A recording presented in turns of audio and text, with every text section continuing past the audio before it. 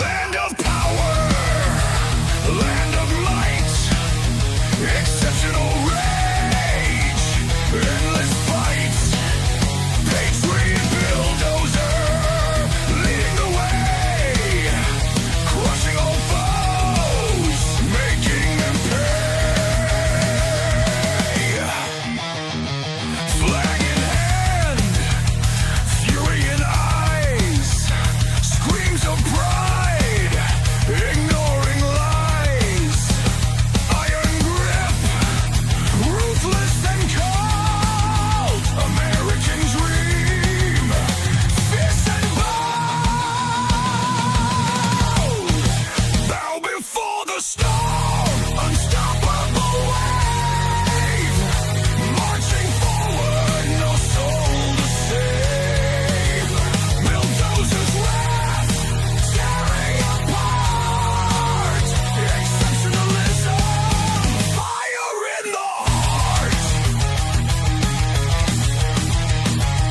no retreat, no surrender, bulldozers force, a savage offender, red, white, blue, burning bright, in the chaos he finds delight, blazing trails of destruction left, in the name of the blessed of theft, freedom's price, a crimson blade, bulldozer, savage again, legend made, bow before the storm, unstoppable wave, marching forward, no soul to save, bulldozers wrath, tearing apart,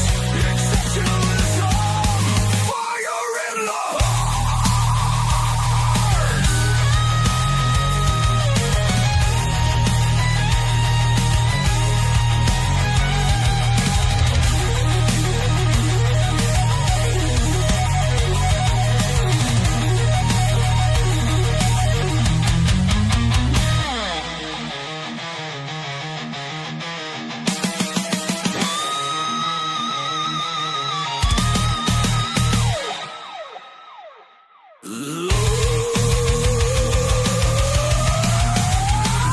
Blazing trails of destruction left, in the name of the blessed of theft, freedom's price, a crimson blade, bulldozer, savage of fate, legend made, bow before the storm, unstoppable wave, marching forward, no soul to save, bulldozers wrath, tearing apart, exceptionalism, fire in the heart.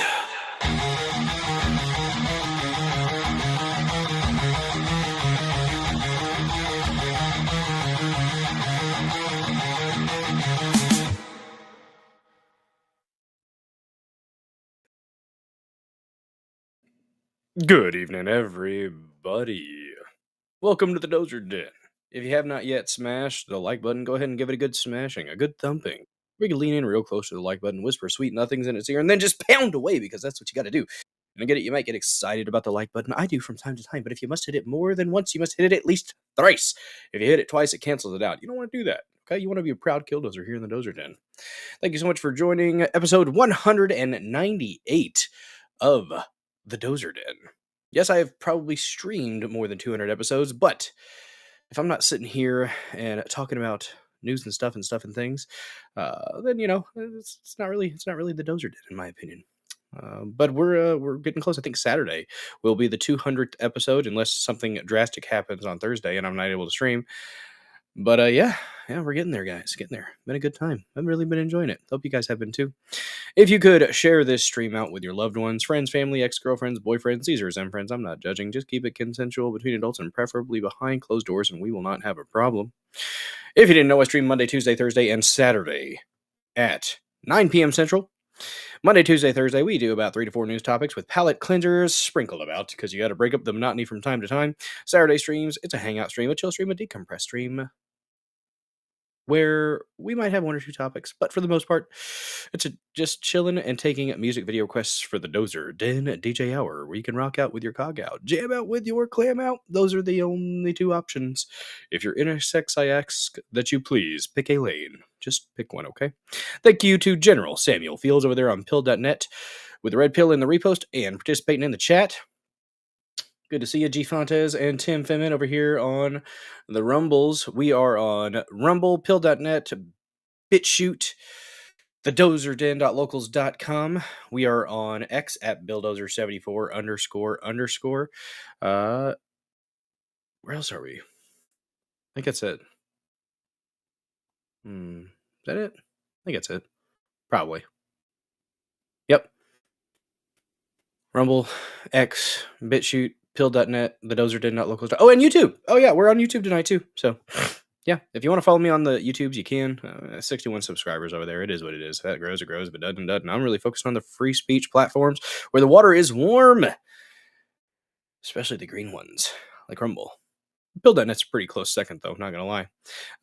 X is cool, but there's no really live chat participation. So, I mean, I'm really focused on the chat. So, it's a chat-focused stream, show, whatever you call it. Look at that, liking my own stream, because if you're not liking your own show, what are you really doing? Guys, some free ways that you can help support the channel. Like the stream, commenting is caring, reposting here on Rumble, or over there on pill.net or on the X machine. Reposting does help. I will be shouting out the reposts as they do happen on pill.net, and every now and then I'll be checking on Rumble, refreshing and checking my notification bell to see who has commented and who has reposted this stream, because apparently that helps the channel grow. We're at 1,000, or well, actually like 2 or 3 followers away from 1,200, including the channel The Dozer Den.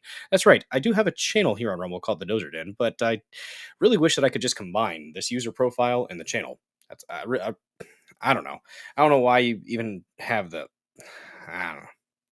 It is what it is. I could start doing other content, I guess, on the Dozer Den, the channel itself. But I did start working on some possible. Lady Dozer and I. Well, I thought of it. Well, she kind of had an idea about this a while back, where maybe put a little logo on a shirt or something like that, and then I kind of forgot about it. And then last night, as we were listening to the moon landing debate, I was kind of tinkering around with some ideas and putting them in the locals chat, and I might be putting them in the Discord. By the way, you can join the Discord, link in the description. You can also join the dozerden.locals.com. If you want to participate in the live chat on the dozerden.locals.com, you do have to pay $5 a month, and you can post things that you find interesting there. You can comment under the things that I may post, and you get all the benefits of a Rumble subscription. What are those, you might ask? Well, your name will be lit up in the most beautiful shade of MAGA red. That's right, you'll catch a Rumble rash. You'll catch a Rumble rash, and the only treatment is more America. It oozes patriotism. Everyone tells me they love that Rumble rash. And you'll get access to a plethora of wondrous, stupendous, fantabulous emotes. What's up, no effing way, over there on pill.net? Thanks for the red pill and the repost. Appreciate you. You get a lot of emotes. Biggest one that everybody loves is the slap of the peach. Yes, indeed. But there's a dribbling Jesus. There's all other kinds of stuff. All other kinds. There's some emotes for people who aren't able to subscribe. That happens too. You can't subscribe here on Rumble if you don't want to mess with locals, but I will say this. Locals honestly has the best bang for your buck. You get all the local stuff plus all the Rumble stuff. You don't have to worry about ads on this channel, and you can watch all the premium content that I churn out on this channel when you subscribe to this channel specifically. So those are some pretty cool perks, I think, here on Rumble. Good to see you guys over there on Pill 2. That's a pretty cool platform. Live chat is popping over there sometimes. And they have some really cool little features. They've got like a trophy thing for donations and stuff like that. And you can gift all different kinds of things, like $1 a cookie, $2 a can, and all that good stuff. What is up, Half Pine Forge Live? Have a chat and a crisp high five. Well, thank you very much for participating in the live chat. We already got our metric met yesterday. Thank you guys so much for participating in the live chat, being a active Dozer Den. Killdozers are just rumbling along, the tracks well greased, ready to crush corruption. Might be part of this. Oh, look at that. General Samuel Fields coming in with a can. Bam. Bam indeed. Hello there. Thank you for that $2 donation. Appreciate the heck out of that, guys.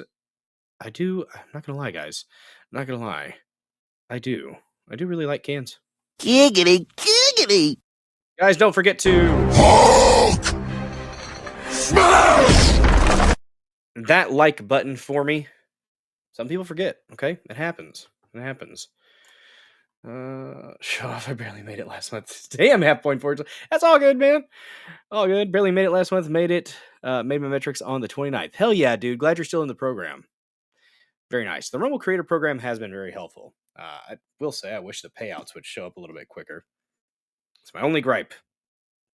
Darn Canuckistanis up there, like Sean from Third Railify, he's already got his, or already sees his. Fine. It's probably because you're up there in Kanekistan. Okay? You dang frostbacks. You guys need all the help you can get. It's okay. It's okay. You guys, you're dealing with the commie gayness up there, and the weather is awful, so. But awesome, Half Point. Guys, follow Half Pine Forge Live. Half Pine Forge Live. Words are hard. If you have not yet done so, great content and a great creator. Worth the follow, worth the viewership. Get after it. Gonna get it. Yes, indeed. I hope you guys are doing okay. Hopefully you're having a terrific Tuesday evening. It can be a mouthful, yeah. Got a little mush mouth. Had some fruit snacks, the fruit gummy snacks before I came up here, so my mouth's a little dry. I'm quite parched. Guys, if you didn't know, if we get up to $50 worth of donations on any stream, I'll put on a fancy hat.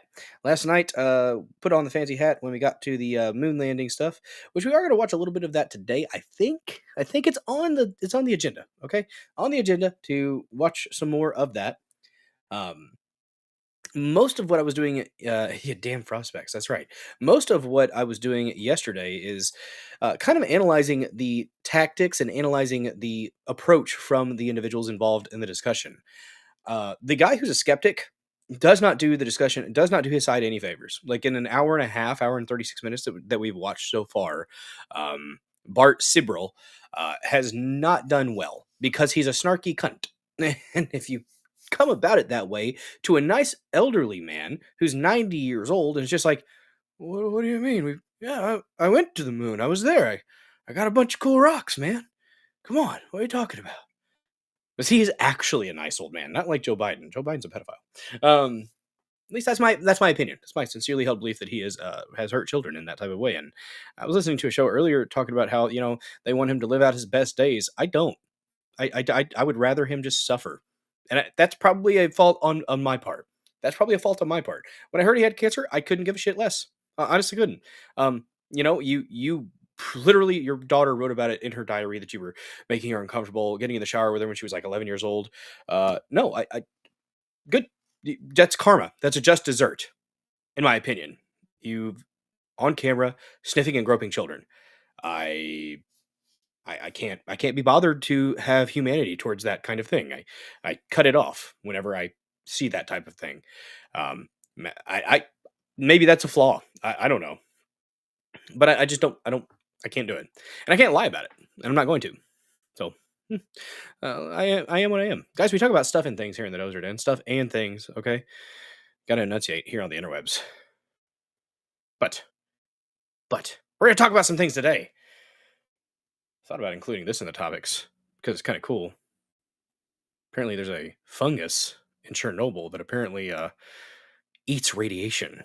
They're talking about implications that may have for space travel and colonization of Mars and stuff like that, and how this jet black fungus mold like thing that could like eat radiation and grow and repair itself. And I'm like, this sounds an awful lot like the symbiotes. I mean, they're not really a fungus, but the jet black thing that's growing on its own and repairing itself, I'm like, Well, that sounds like Venom.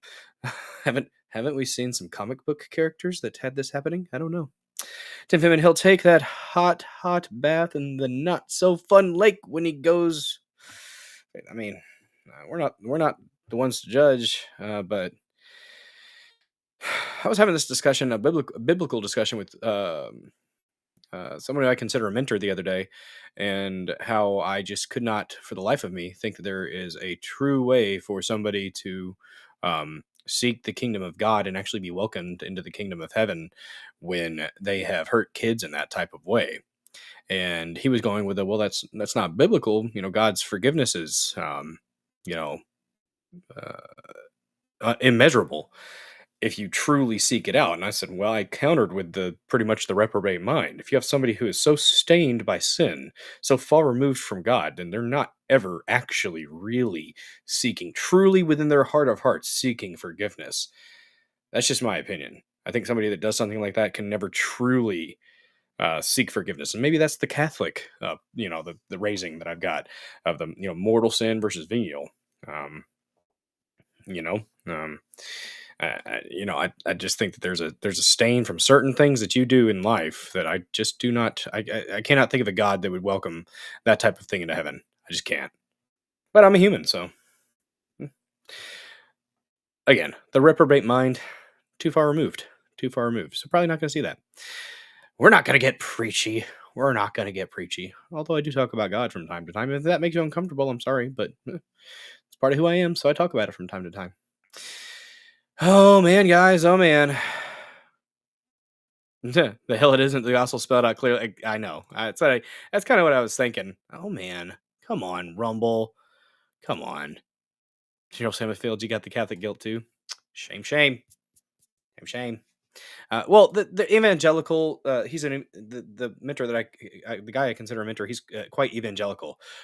So yeah, he's the kind of the thing of that you can, if you seek forgiveness, it doesn't matter what sins you've done, God can wash it all away. And I'm just like, I don't think the people that are that have those type of sins can ever really uh, truly seek it. That's my thought. So good to see everybody. Sanglant. And thank you to all the monthly subscribers on Pilled, on Rumble, on the dozerden.locals.com. If you are a persistent, consistent monthly supporter here in the Dozer Den, I appreciate the heck out of you. Yeah, if you're able to donate monetarily, well, thank you very much for that. I appreciate you. And to those who aren't, there are very free ways that you can help the channel grow, and I appreciate you guys doing so. God knows, no matter what, he has perfect vengeance and perfect forgiveness. Absolutely. No, you're fine, Tim Finman. I'm fine with talking religion. But yeah. You are absolutely fine. Absolutely fine. I am not one to shut down fun conversation in the chat. So you guys go right ahead if you want to. Oh, what is that doing? There we go. Got it gone. Oh, man, guys. Oh, man. We gotta speak of some positive stuff really quick, guys. Positive stuff. This guy, I guess Don Keith, was going around and ran into an 88-year-old individual. Found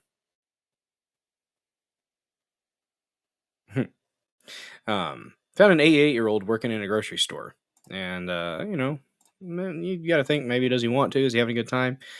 Apparently not. Apparently he didn't really want to be doing this at 88 years old. But listen to this. This will kind of give you a little bit of hope, because this guy ended up getting a GoFundMe, and it's got like close to $1 million in it now. So God bless the internet for this. If I could have help scanning this. Thank you. What was your name? Ed. I'm Sam. Okay. I actually had someone nominate you from this store and said you're very hardworking. Well, I try to be. May I ask how old you are? I'm 88. And still working? Yes, I have to. Why do you have to keep working? Retired from General Motors in 99. In 2012, I went bankrupt, and they took my pension away from me. Oh my gosh. Do you have a wife? She passed away 7 years ago. 7 years ago. She was sick when I lost my pension. So you've been struggling a bit? A little bit. You said that you lost your pension? Yes, sir, I did. I was in the Army back in 66. So you're a veteran too? Yes. The thing that hurt me the most was my wife was real sick, and they When they took the pension, they also took the health care coverage Yeah. and all but $10,000 of my life insurance. Not cool. So I sold the house, sold what property I had, and we made it through.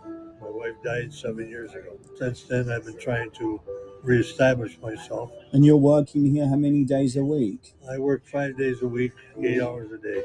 Full And you time at do 88. that because you have to, or Yeah, I don't have enough income what's your dream? to live somewhat the life I was hoping for. I'd like to share your story and try and, get people to help you retire. Oh, thank you. Of course. You're amazing. I want to give you $400 here as a tip. Of course. You're amazing, Thank you. man. Of course. I don't know what to say. It goes a long way to help me. Give you a hug? Yeah, thank you. Lots of love. But yeah, they ended up raising, I think, over $700,000 in that GoFundMe for him. So let's definitely praying that he has somebody in his corner that can help him make sure that money is safe and can go do what he needs for however long he needs it, and then maybe to heirs if he's got any heirs, because there are predators out there, and they're going to see that, and they're going to be. If you've ever had inheritance, they even if it's not that much, you start getting stuff in the mail. It's like freaking from all over the place, asking about ways to make sure you can get everything that you deserve and get it as quick as possible. It's like, you could stop, yeah.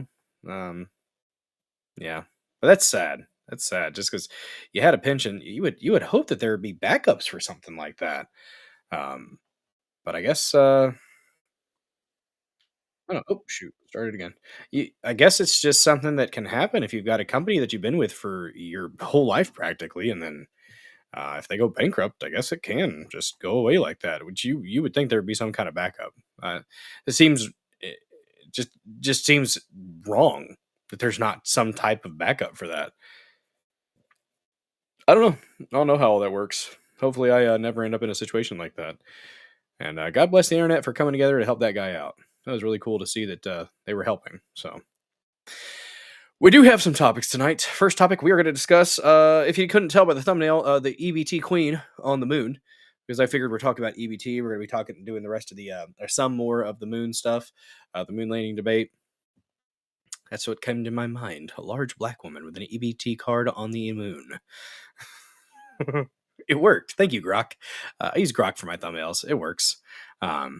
But we're going to talk about some changes, according to Brooke Rollins, coming to the EBT program. We've got a statement from her, a post on the X Machine from Wall Street Apes that we're going to kind of dissect, and then an article about that. Links to the articles that we discussed today are in the description, and the link to the YouTube video for the Danny Jones podcast with the Bart Sibrel, skeptic, and Charlie Duke, the astronaut who landed on the moon. It's interesting. Some interesting stuff. I've seen some clips posted, like 20-minute clips here, 10-minute clips there of what some of the things they were discussing. And some great points came up in the comments. Like someone was just talking about how Werner von Braun was talking about, it was in 1955, was saying that there's no way we would be able to have enough fuel to get to the moon. But go 6 years later, and maybe the technology, and maybe they found out, it sounds like they probably did find a way to get us there. Or maybe they were using technology from, they had been recovered. I don't know. It's thought. Interesting stuff, though. But yes, apparently there are some pretty interesting changes coming to food stamps. Here's one of the biggest ones. Dead people will be removed from receiving benefits. How long have dead people been receiving benefits? Who has been reaping the rewards of the dead people's EBT? That one would think that's fraud, right? One would think that's fraud. I don't know. I'm just a guy, but illegals will be identified and removed from SNAP. That's pretty cool. We'll get into the specifics. We'll go into a little bit more of that when we get into the topic specifically. Second topic of the evening. Looks like Representative Anna Paulina Luna has introduced a discharge petition to prevent Congress from insider trading. Because, guys, they are able currently to have information about things that are going on and then make stock trades and move their stocks around based on the information that they receive. And it's completely legal for them. For us, that would be insider trading, and we would go to prison. But rules for thee, not for me. You little plebs, just walking along, tittering about throughout the day. No. You don't get to do that. Just the ruling class, okay? Just the ruling class. But apparently, Anna Paulina Luna has introduced the discharge petition, so we're going to watch her little clip with Tim Burchett, one of my favorite Congress people. I like Tim. He's got good energy.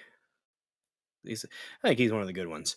Anna Paulina Luna, I think she's could be a bit of both. I think she's a bit of a distraction at times, but she's overall, I think, a good force. And God, good Lord, she's just easy on the eyes. Okay, and just that alone is helpful, but also could make her a very effective honeypot.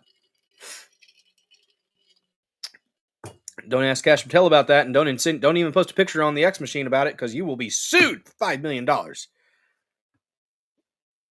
don't see how that's going forward at all right now. How that hasn't been laughed out of court's insane to me. But when you have the full weight of the FBI behind you, I guess you can get some things done in the courts. And the third topic, we're going to go ahead and continue with the moon landing debate between Charlie Duke and Bart Sibrel. I will be continuing to tear apart the skeptic as he presents a logical fallacy after a logical fallacy. But if he has points, I'm going to give him credit for the points. So I did that a few times last night, but he just definitely needs to work on his presentation. Just like the guy with the chemtrails discussion. Horrible presentation. That Tucker Carlson interview. God dang, Tucker Carlson had some stinkers of opinions in that Piers Morgan interview. I haven't watched the whole thing. I've just seen clips of it. But man, him talking about how Islam's not really that much of a threat. Boy, have you seen stories of what's going on? Have you talked about the gangs roaming around, getting after little European girls? Guys, we're going to have to talk about some serious shifts that need to happen as far as like Europeans defending their countries. Countries that are majority European descent are disappearing, and it's not by accident. It's absolutely intentional. Like, we are slowly being erased. It is absolutely replacement. It's replacement in action. It's not a theory. I mean, I guess it's application of the replacement theory, but that's what it is. And if you celebrate, like Bill Maher, these self-flagellating whites are some of the most disgusting individuals I've ever seen. Your suicidal empathy won't save you. They'll come for your ass too. They'll celebrate whenever you don't have any errors. They'll celebrate when the last of your line dies out. It's weird. Not only do they have info, but they have the knowledge as to law and policy changes to make moves on. Yeah, it is wrong. And I don't know. I'm going to have to do a refresh because Rumble Studios being freaking derpy. Just a moment, guys. A quick refresh.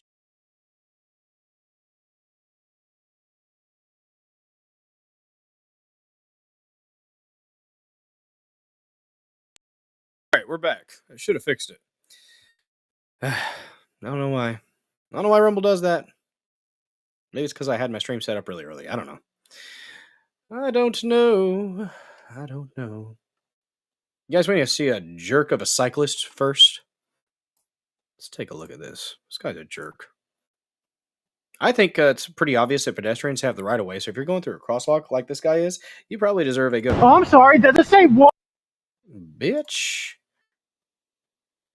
Like. Oh, I'm sorry. Does it say walk? You. I guess you don't know how lights work. You're idiot. Ah. Hey. No. Ah. Yep, that's cross without looking. How about we pay attention when it's not a light? Yep, that's Hey, Dick, they have a baby. Shut the fuck up, you fucking faggot. cross without looking. We use our eyes. Good job blocking the bike lane. Hey, get out of the way. Fuck off. Hello. This guy needs a good thumping. Hello, hey, you fucking dumb bitch. It's a great place to take a picture, right in the street. Okay, that one, I kind of agree with that. He's right. Hey, pay attention, now you light. I guess we don't look. Hey, look before you cross, you. Motherfucker, you got a brake. You can put it on. This is the guy. This is what makes people want to be violent towards cyclists. This guy right here. He's the problem. Cyclists are absolutely twat waffles. Twat waffle. Can we keep the bike lane clear? Now he puts on the signal. Hello, pay attention. It's a great place to leave your dog. Very smart. It's an excellent place to stand. Let's block the bike lane. That's some great driving. Very good. Yep, let's cross without looking.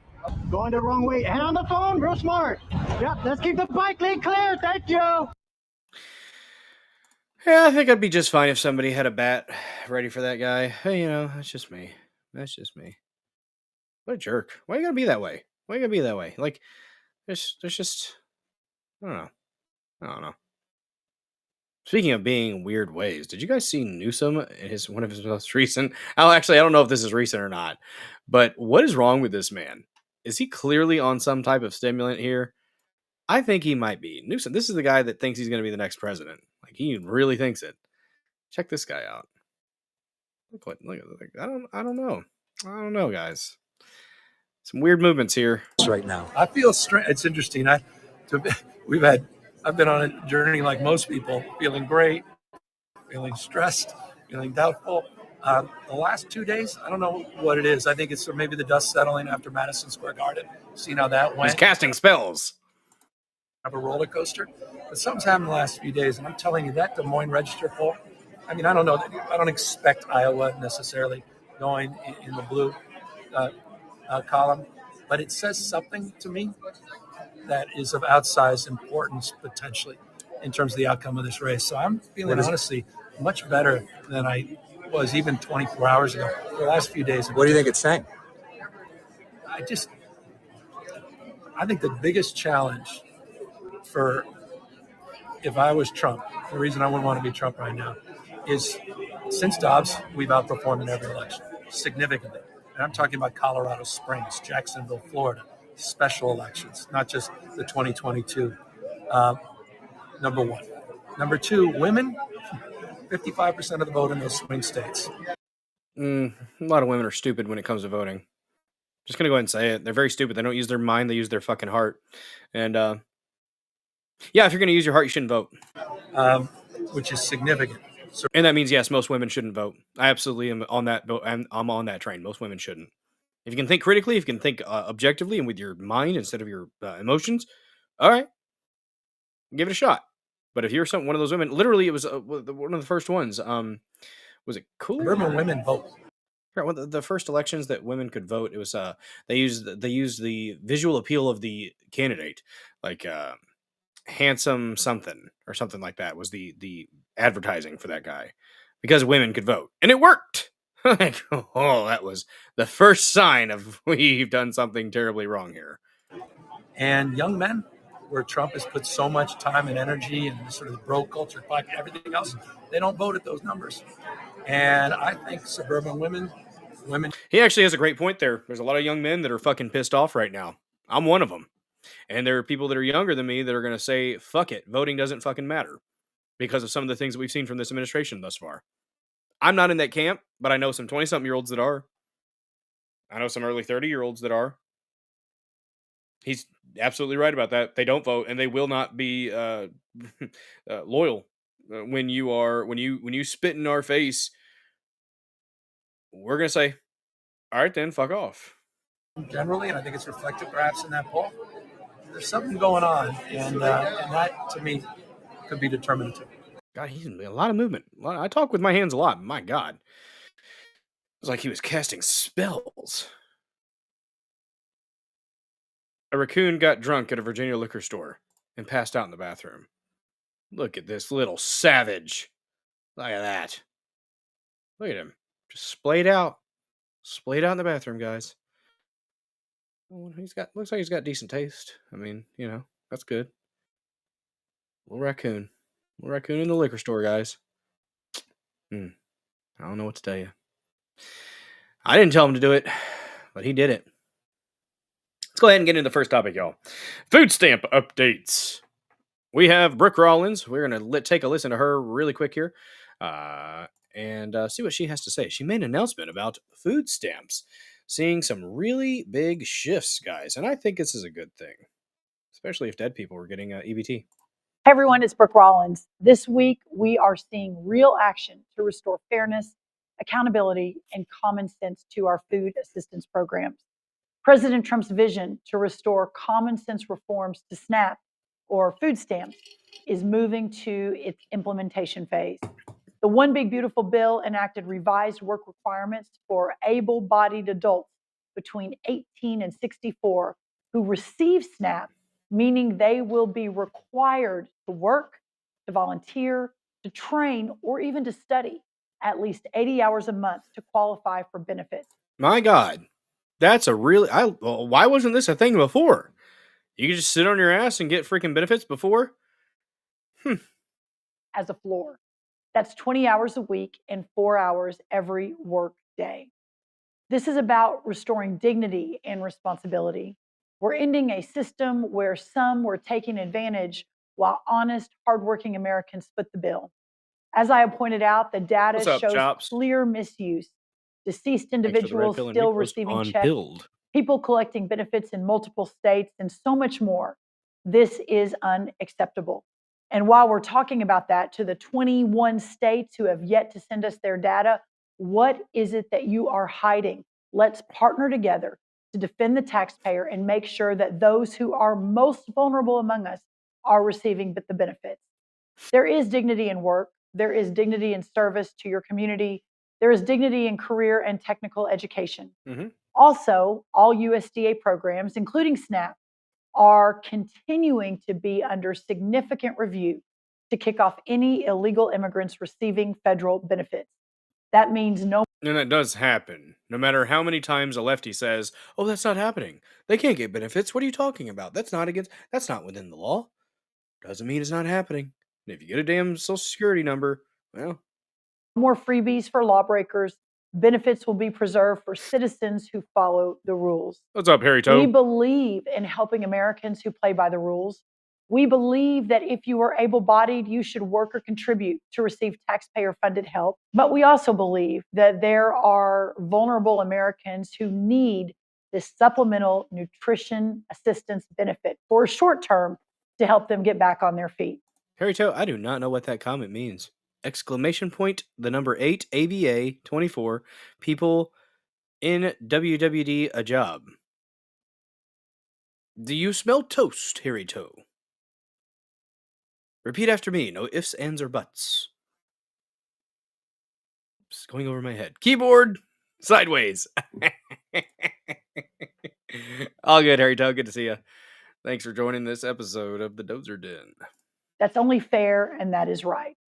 It's time we restore accountability, protect hardworking taxpayers, and make sure aid goes to American citizens, not to those who are illegally gaming the system.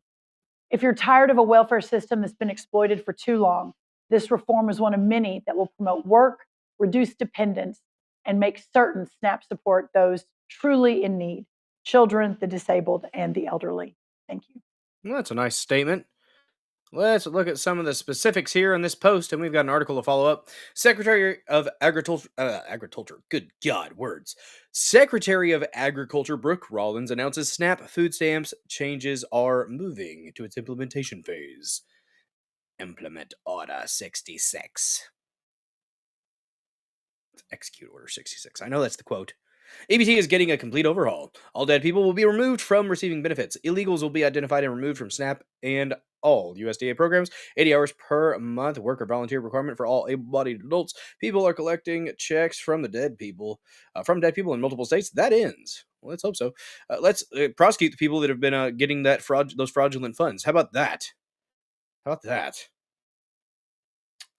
21 states who refuse to give SNAP data will have their funding cut. Good. Fuck them. Disabled, and here's the thing, and they'll have to answer to the people of the state that actually do need the help for not being transparent with the federal government on those funds and how they're being dispersed. But they don't want to actually put out themselves. That's the thing. They don't want to out themselves for their illegality. Disabled and elderly American victims will remain protected and a priority. Victims of what? Age? Okay. All U.S. state programs, including SNAP, continue to be under the significant review to kick off any illegal immigrants receiving illegal aliens. Fuck that verbiage. There are no illegal immigrants. Immigration is a legal process. If it's illegal, it's an alien.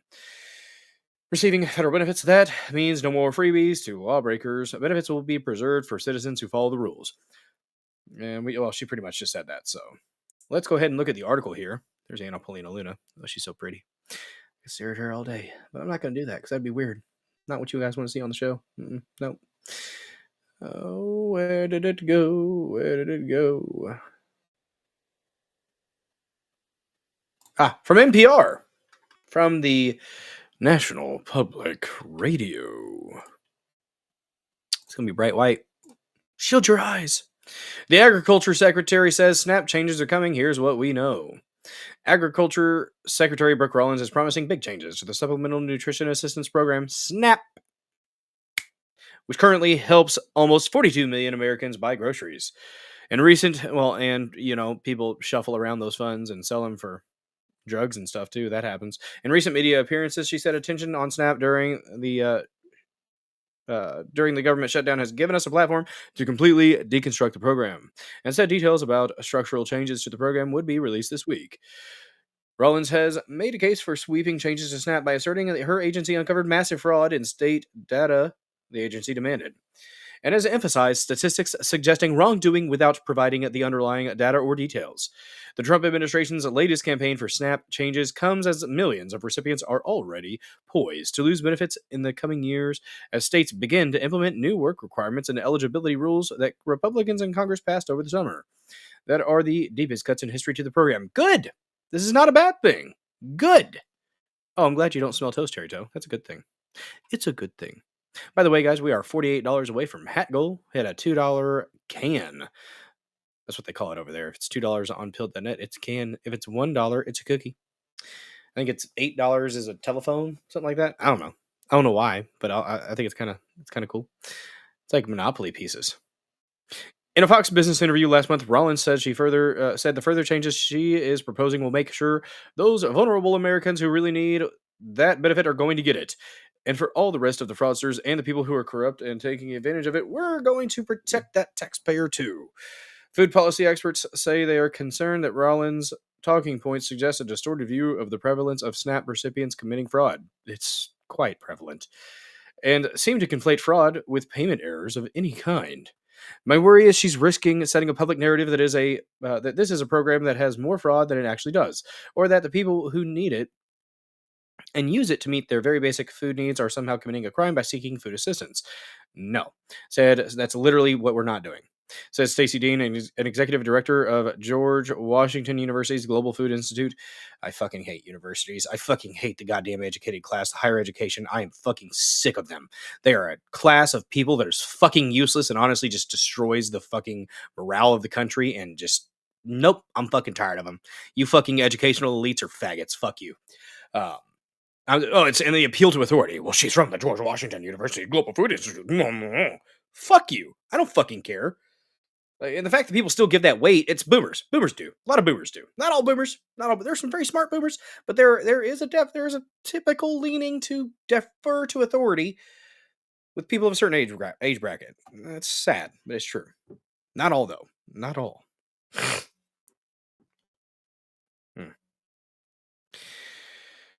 And that's just, it's not good for the program. It's absolutely terrible for the people who need it, Dean said. Comments Rollins made in recent weeks that everyone on SNAP would have to reapply sparked confusion among SNAP recipients, state officials, and food policy experts. SNAP recipients already have to go through a recertification process, in most cases every 6 or 12 months, and it is unclear what legal authority USDA would have to add additional steps.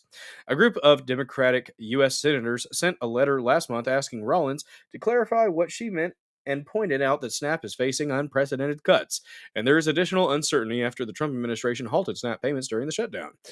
We are therefore troubled that the administration could choose at this moment to add additional red tape that creates duplicative and unnecessary barriers to access nutrition assistance for families. The letter reads, USDA officials are seemingly walking back the suggestion that there will be a new reapplication process for SNAP recipients. A statement from the agency indicates that it plans to use the existing recertification protocols. Rollins wants to ensure that fraud, waste, and incessant abuse of SNAP ends. Rates of fraud were only previously assumed, and President Trump is doing something about it. Reads a statement from the USDA spokesperson. U.S. standard recertification processes for households is a part of that work, as well as ongoing analysis of state data, further regulatory work, and improved collaboration with states.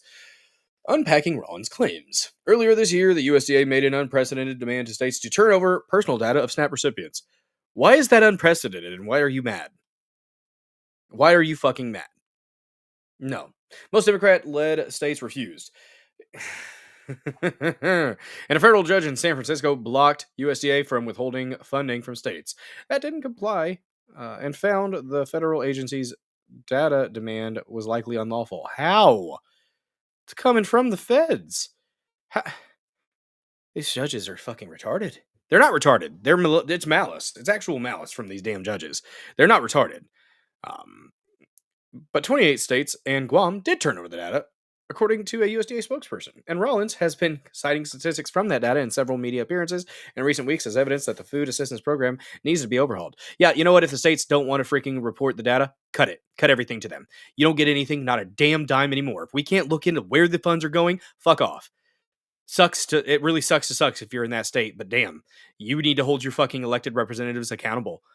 Put them in the fucking socks metaphorically, and give them a spanking at the voting booth.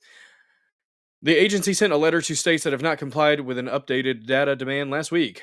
In a recent News Nation interview, Rollins said the state data showed that 186,000 dead people receiving benefits, 500,000 Americans receiving benefits 2 times, so double what they should be receiving. We've arrested more than 120 people with SNAP fraud, Rollins said. What's up, Bartavello? Good to see you. Guys, don't forget to smash that like button. Repost the stream. Comment in the comment section. Those do help this channel, apparently. And that doesn't include most of the blue states where we believe there's even more fraud and abuse. And under the last administration, the SNAP benefits increased 40%. So clearly, there's a right sizing that needs to happen. The USDA has not presented data that backs up these statistics, which makes it hard to evaluate their significance. Okay, NPR. For example, some deceased individuals will inevitably be enrolled in the program because state officials have to verify the death and provide time for the household to respond before SNAP benefits are reduced or terminated. Households that erroneously receive payments when someone is deceased must pay that money back. There you go, Harry Toe. You fixed your keyboard. Maybe they are the same. I don't know. As for receiving 2 benefit payments, the specifics of the cases Rollins cited are still unknown. But in court filings, a California state official listed a number of legitimate explanations for why that can occur, including when a SNAP household is owed a supplemental payment to correct an error. It is also unclear, and there could be some of these things that are legitimate, just errors. That's true. It is also unclear what Rollins means when she says SNAP benefits increased 40% under the Biden administration. USDA did not respond to a question seeking clarification. Well, here's the thing. We're not going to get the full picture until all the states give their data, right? So get on it, states. Let's go. Lauren Bauer. Here we go. So the department announced that SNAP benefits would expand 40% due to the pandemic in April 2020 during President Trump's first term. Lauren Bauer, a fellow, and I don't give a fuck about you people. These people, they keep trying to flex these experts and these people from colleges, and it doesn't matter to me anymore. I don't know if it matters to you guys, but it certainly has lost its weight with me. Maybe it's because I've been to college and I know that some of these people are just fucking stupid. I don't know. Oh, God, don't you guys hate that when you have the inside of your nostril kind of separates from the cartilage down the middle, and it has that really, really stingy little part? Yeah, that's what I'm dealing with right now. Got a bit of a runny nose, a bit of a cold. So if I sound somewhat cruddy, my apologies. So she's a fellow in economic studies at the Brookings Institution and the associate director of the Hamilton Project. Analyzed USDA data, but was unable to find evidence of a 40% increase under Biden. Instead, she found that during Trump's presidency, benefit costs increased by more than 30%. Okay. While during Biden's term, they decreased by almost 17%. Huh. Interesting. A lot of elderly folks died. Anyways, the dynamics of benefit increases and decreases is not really about presidencies. It's about the business cycle and where we are in terms of a recession and in terms of the climb out of it, Power said. They're saying that Biden helped us out of a recession. What the these people are fucking insane. On Monday morning, Rollins posted X at Bonus direction, we will be reviewing all USDA programs to ensure only legal citizens are receiving benefits. Earlier this year, the USDA put states on notice, reminding them illegal aliens, not immigrants. Immigration's a legal process. Fuck you guys. And certain non-citizens cannot receive SNAP benefits. It is not clear what Rollins meant by legal citizens. Oh, you fucking willfully obtuse fucks. Ugh. You know what the fuck she meant. Stop it. Stop it. The left has this really bad problem recently where they're willfully obtuse. Oh, I just don't know what do you mean by that? Oh, I don't know what you could ever mean. Whatever could you mean by that? I just don't know. I don't know what you could be talking about. I'm very confused. Could you explain it for me just a little bit? Well, I've never heard of that. Ugh. God. The Post goes on to mention that 22 states have refused to turn over data to and USDA's efforts to use every tool to compel their compliance. What? What are they hiding? Who are they hiding? Rollins wrote in her post. USDA officials have said in court filings they intended to run SNAP recipients through a recently upgraded Department of Homeland Security tool known as SAVE to verify their citizenship and immigration status. The agency has not yet publicized any of those results from the state data it received. More SNAP changes to come. Get it. A draft of a regulation that the USDA submitted to the Office of Management and Budget, OMB, last month could provide a clue for one of the changes to SNAP the administration could unveil soon. The draft called for narrowing what is known as broad-based categorical eligibility for SNAP, which is currently used by more than 40 states to ensure welfare recipients can receive SNAP. Researchers at the conservative-leaning American Enterprise Institute have argued this eligibility rule should be ended because states are using it to allow people with incomes above the limit set by SNAP statute to receive the benefit. Though they also cautioned that eliminating broad-based categorical eligibility must be done in a way that addresses benefit cliffs that would disincentivize people from earning slightly more because they would lose benefits and become worse off. That is a messed up system, though. Katie Berg, a senior policy analyst at the Liberal Center on Budget and Policy Priorities, who has criticized the potential change, estimates a policy change like this could lead to nearly 6 million people losing SNAP benefits. Good. If they don't need them, they don't need them. Great. At every opportunity, the administration is seeking additional ways to attack anti-hunger programs, Berg said. Anti-hunger programs. What a weird fucking way to say that. These people and their silly ways of phrasing things, guys. It's very silly. It's very weird. But they're going to do it. They're going to keep doing it. And they lie. Mostly they lie. I mean, this administration lies on some things too, but the left's been doing it a lot better and a lot longer, in my opinion, than this one. Although there are some lefties that are establishment folks in this administration, so not as bad as it was the first Trump administration, but it's still a problem. It's still a problem, and that's where we have to speak out against it. I'm glad there's going to be some changes to the food stamp stuff. It needs to happen. We need to clear up the roles. We need to clear up who is receiving what and why they are receiving it. And if they don't need it, then they don't need it. That's the simple thing. Oh my goodness. Yeah, my throat is not doing very well. The left do it covertly. Yeah, they do. Yeah, when this administration does it, they just do it blatantly and bluntly with a ham-fisted approach. Because it does. This administration does. Like, oh, the costs are coming down. Gas is low everywhere, which gas is finally starting to come down here in Southeast Missouri. I don't know what took it so long. But we're finally around $2.55, which is nice. It was $2.80, $2.90 there for the longest. It was like, what is taking so long? I didn't know. The costs are still quite high, though. You go to the grocery store, it still sucks. Probable things in common, states that haven't turned over data, lockdowns, COVID mandates, unsecure elections, ran blue. Okay. Yep, they're ran by blue. That's the big thing. They're Democrat states. Yeah. There's some very interesting abuse of the lockdown funds, I'll say that. Some people have been actually getting prosecuted for that, which that's cool. It's cool to see. And here's the thing: Trump has come out and said that they're all the like auto pen stuff is null and void. Okay, why isn't Fauci in prison yet or jail?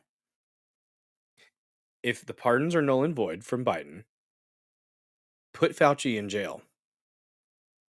Seriously, that is going to do a lot with independent-minded folks like me that acknowledge that your vaccine program has killed millions of people. Some of them children, Mr. President.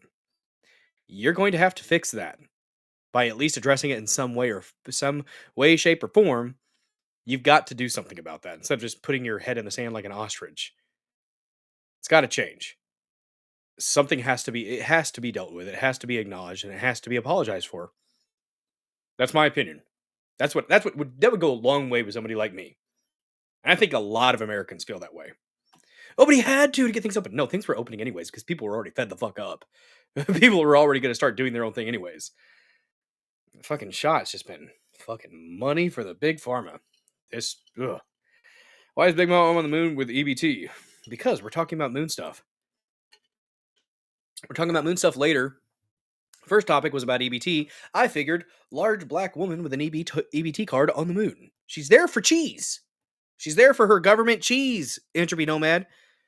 Good to see you, by the way. Thanks for joining. Don't forget to smash the like button. Your through does a great job using the microphones.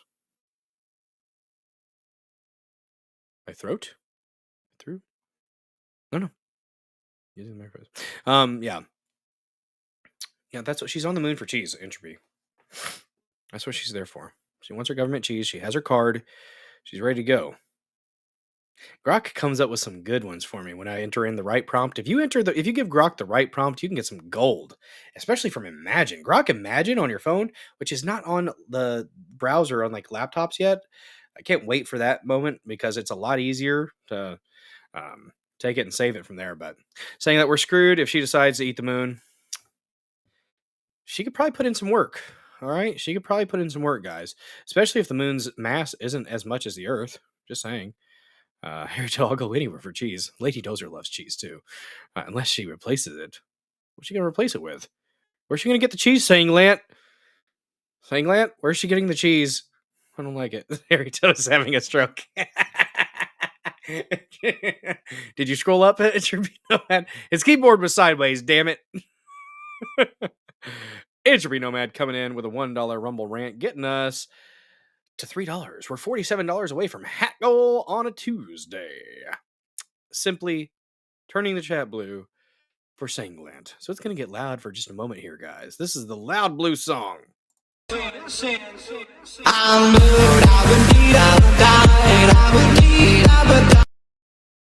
Yes. Yes, indeed. Thank you. Oh, her corpse. Corpse cheese. Huh, okay. Lovely. It's a lovely image. I'm just glad you gave it to us. Thank you for that. Thank you very much. It's the fat cheese. Worth it for the cheese. Okay. Should replace it with Fermunda cheese. No! Not that cheese. We don't need that cheese. Come on, guys. Don't give them that cheese.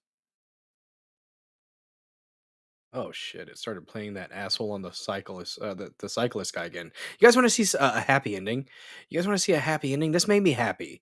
Okay, a guy, I guess a social media guy trying to get clicks, decides to go around and start fights with people. He is a didn't do nothing American. That's what I like to call these people. Sets up a cameraman for his social media fight clip, and he picks the wrong guy, who proceeds to kick his ass. Looks like his shit talking days are over. Nah, he's gonna keep doing it. He's gonna keep getting the clicks, and this is giving him clicks. So. I wonder if he got there on the discount cab. Let's listen to this future doctor or lawyer.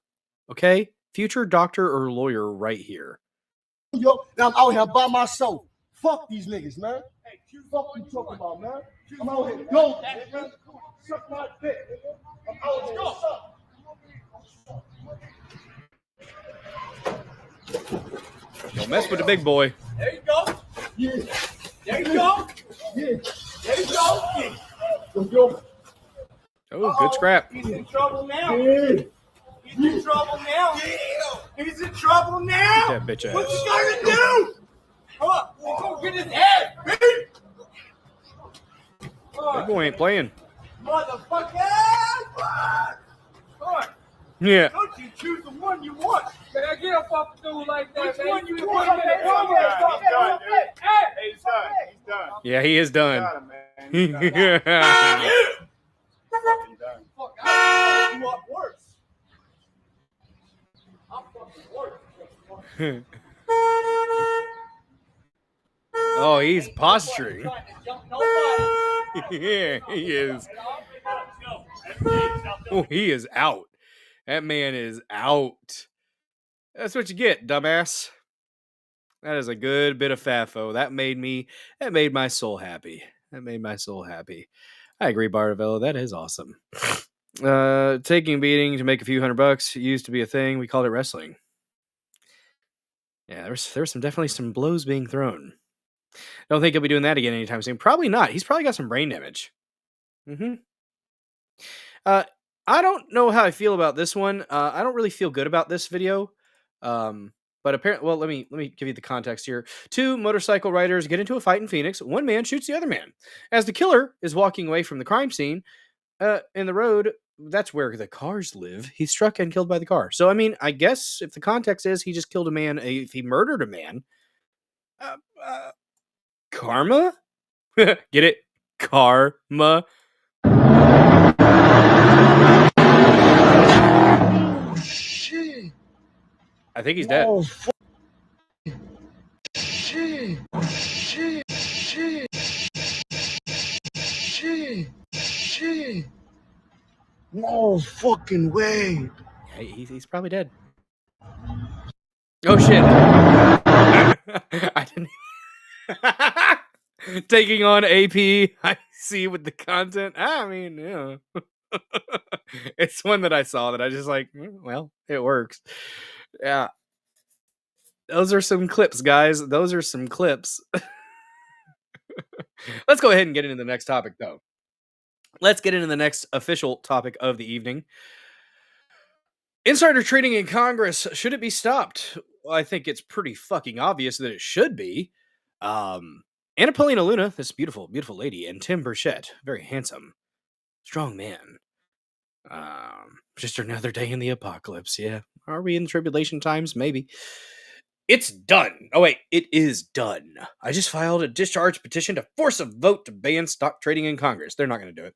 Both Republican Speaker Johnson and Rep Jeffries have acknowledged the insider trading in Congress is a serious problem and must be stopped, and have signaled support to stop the corrupt process of insider trading via individual stock trades. But political games have already started to play out behind the scenes, so I couldn't wait any longer. That's right, you can't wait. You gotta go for it, girl. You get it. I look forward to working with every faction, every caucus, and every member, Republican and Democrat, to deliver this win for the American people. Let's see. Let's listen. Let's listen. Try to listen. Don't just focus on the looks, okay? Everyone, so I just left the floor with Representative Burchett, and after our bipartisan coalition and talking this morning, we have decided, because of a lack of movement from the House of Representatives, to initiate the discharge petition on banning insider trading, meaning it is live now. Now, if leadership wants to put forward a bill that would actually do that and end the corruption, we're all for it. But we're tired of the partisan games. This is the most bipartisan thing in U.S. history, and it's time that the House of Representatives listen. I don't know. The Epstein thing was pretty damn bipartisan. Only one idiot decided to vote against it. Clay Higgins. That dumb fuck. It's the American people, so it is now live. Like, read the room, boy. Like, read the room. I have my conviction. For what? Anything to say, Burchett? Let's make America proud. Hey, this place is broken. It is a complete open sewer.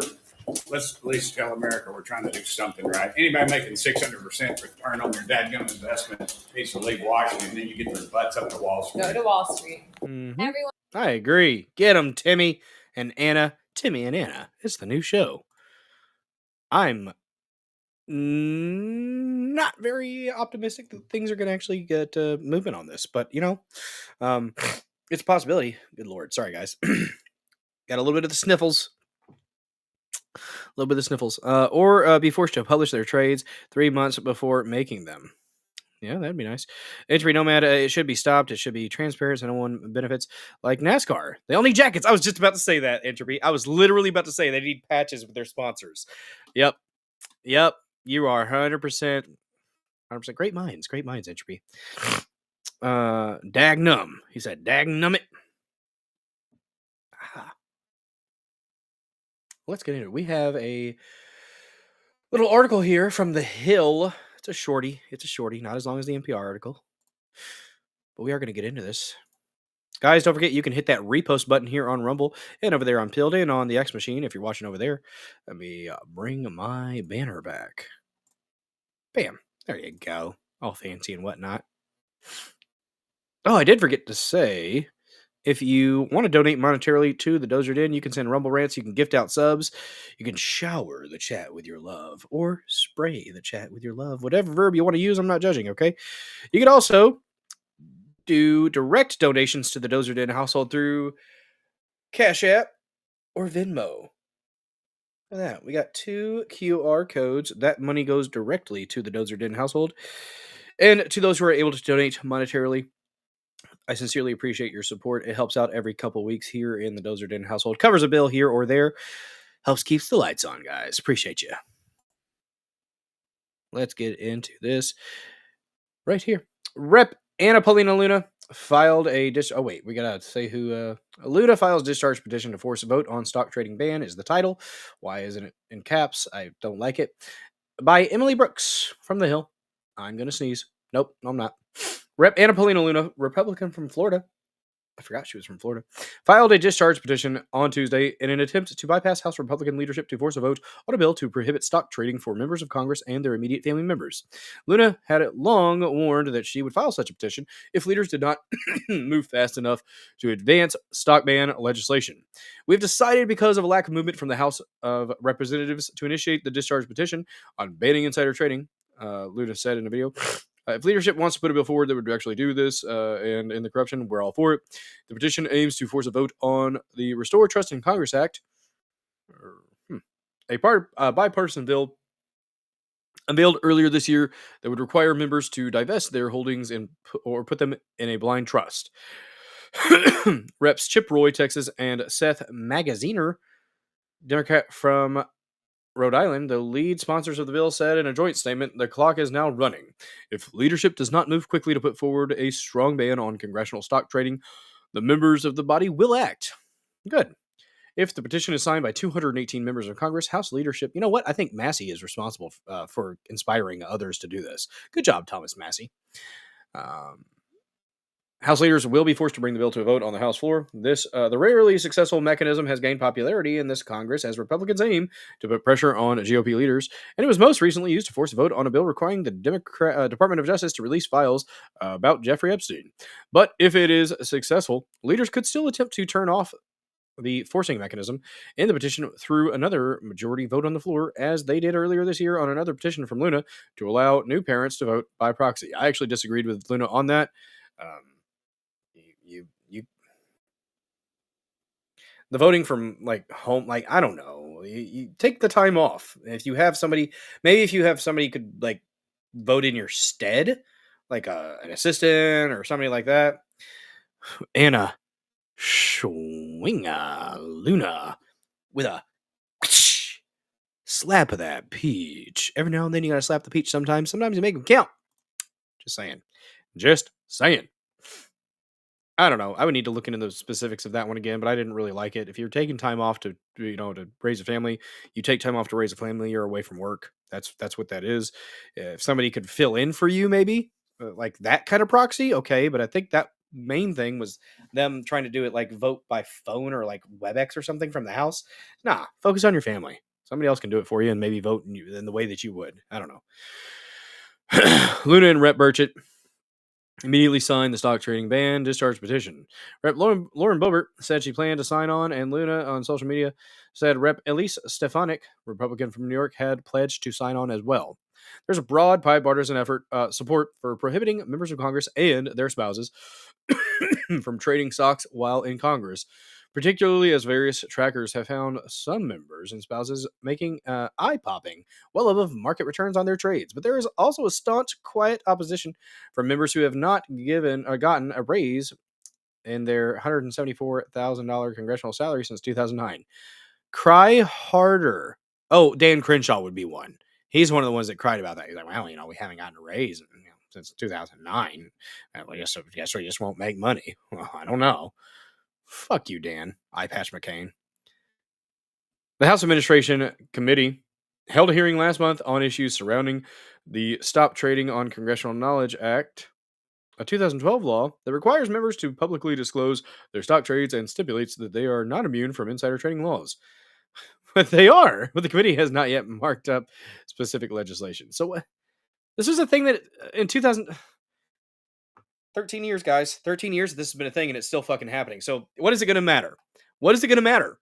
Like, okay, so let me read this again. The House Administration Committee held a hearing last month on issues surrounding the Stop Trading on Congressional Knowledge Act, a 2012 law that requires members to publicly disclose their stock trades and stipulates that they are not immune from insider trading laws, but the committee has not yet marked up specific legislation. So the act's been sitting there, but there's not legislation on it? Like, huh? What? What? I'm confused. Yeah, 174,000. Fuck off. Yeah, fuck you guys. Yeah, Dan Crenshaw especially. He can go fuck himself. He's one of those annoying little. I've said before, I don't think that he lost his eye in a dramatic fashion.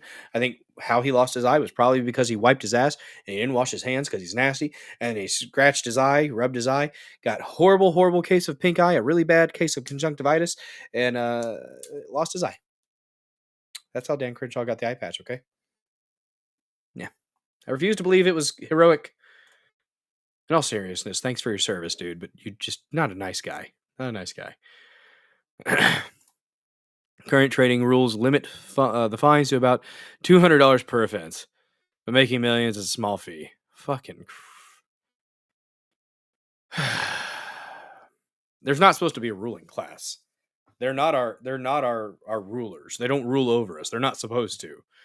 We're supposed to rule. They are supposed to follow our lead. They are supposed to be at our whim, not the other way around. The Constitution is a list of rules to keep the government in check, not us. People get that twisted sometimes, which is quite frustrating. Quite frustrating indeed.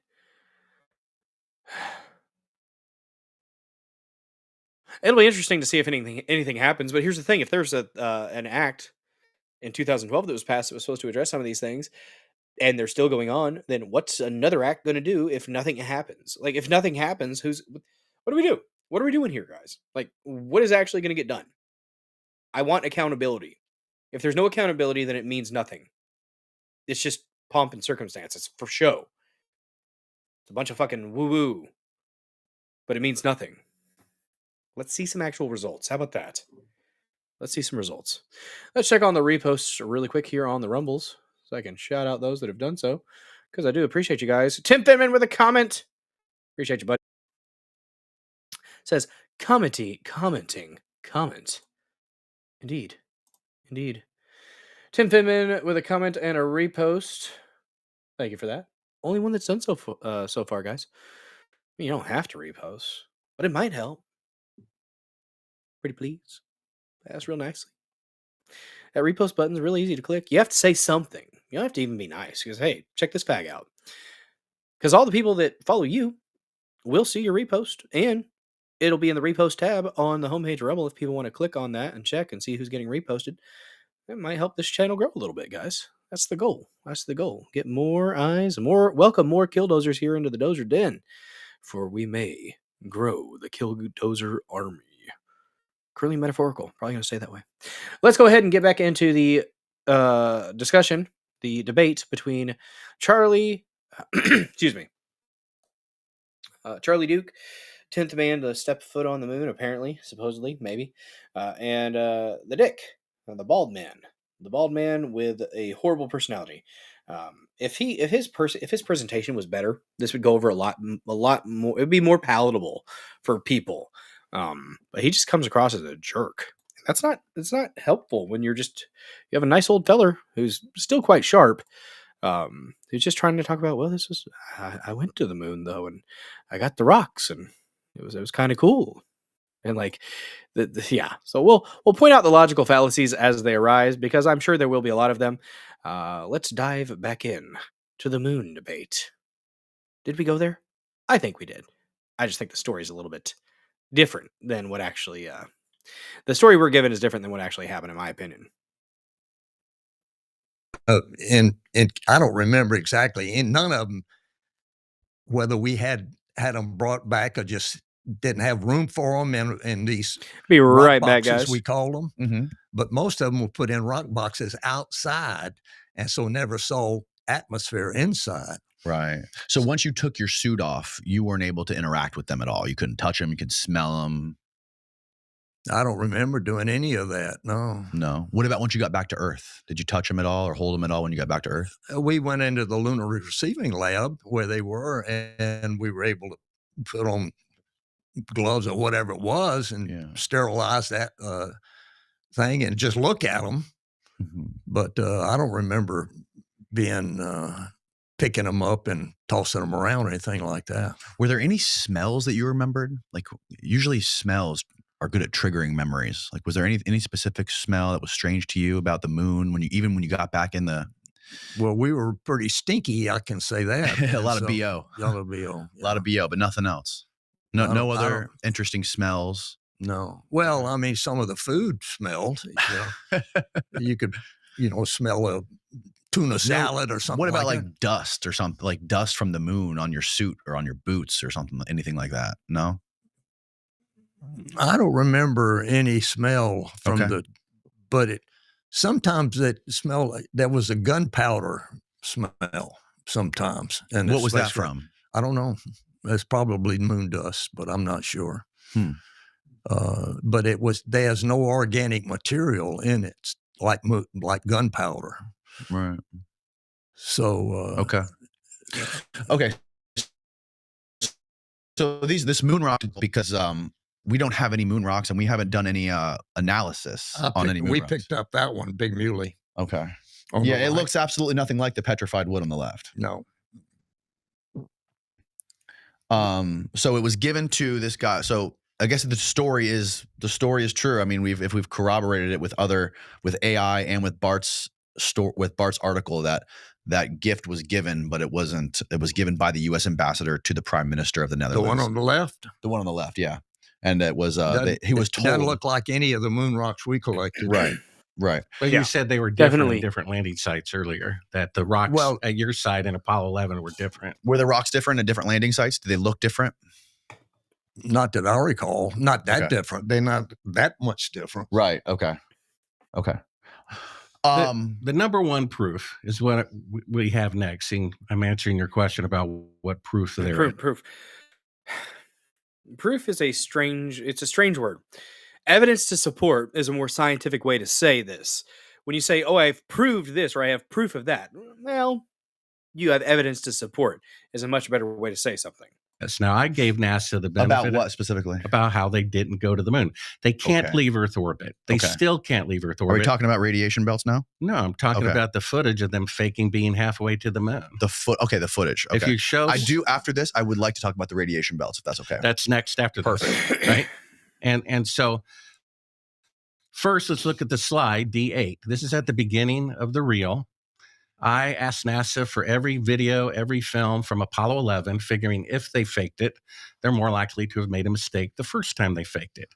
Now, keep in mind, I went from being the biggest fan, gaga, worshiping the Apollo 11 project with pictures on my wall everywhere I went like a shrine, to having an open mind that maybe they faked it, to looking into it, being given $1 million by somebody who builds rockets for NASA to investigate it, who said they were fake, and then stumbling upon this evidence, which is what convinced me that they were fake. In fact, this footage was shown to 2 NBC news directors. They both agreed it proved that Apollo 11 never left Earth orbit, and they were threatened by the federal government not to broadcast it or to have their license pulled. So the first part you'll see in D8 is the slide that says not for public distribution. Oh, it's not popped up. There we go. Okay. So that shows that this is not for public distribution. Now, the next clip is at the very... Let's read it. It says, this film of the Apollo 11 mission was produced as a report film by the Manned Spacecraft Center and is not for general public distribution. Yeah, I asked NASA for unedited footage, and everything I got was pre-edited with a voiceover, and it's the same footage over and over again on 10 different reels, exact same footage. Most reporters are satisfied with that. I'm investigating the possibility that they faked it, and I asked for everything, specifically unedited footage. I got this and one other reel that was unedited. Now, at the very beginning of the reel, clip 9, which What's up, you're about JDL to play, 37, good to see you. You'll hear NASA say, the TV picture looks great. Then there is exactly 4 seconds of dead air. You'll hear a third party that's not NASA, not the astronauts, presumably the CIA. And after 4 seconds go by, they tell Neil Armstrong in a private earpiece, talk. And then he starts speaking because he's claiming that he is halfway to the moon at this point in the mission. The timestamp indicates, according to the script, that they're supposed to be halfway to the moon. In fact, they never left Earth orbit. They can't leave Earth orbit now. And there's a number of reasons for that. So, Charlie, have you ever seen this footage before? No, it's crazy. Okay. Yeah, it is crazy how corrupt the federal government is. Well, so I mean, you're calling me a liar. I never went to the moon. Well, obviously. I mean, Okay. what surprise. You knew who you were going to be here. I You knew don't who know. was going to be 12 here of us- before you got here. 12 of You us- act like it's a surprise. I It's a am good acting. surprised. I didn't realize that you thought it was all a fake. You knew that. You No, I reminded didn't. me of our phone conversation 20 years ago when you walked in the door that I said you quoted me I word showed for you word I showed you his website that I had before proof you came down that we here. didn't go to the moon. You knew when he invited you. Ooh, okay. Well, they might have him there. Maybe he forgot. He's 90. Maybe he's doing the old man thing. I don't know.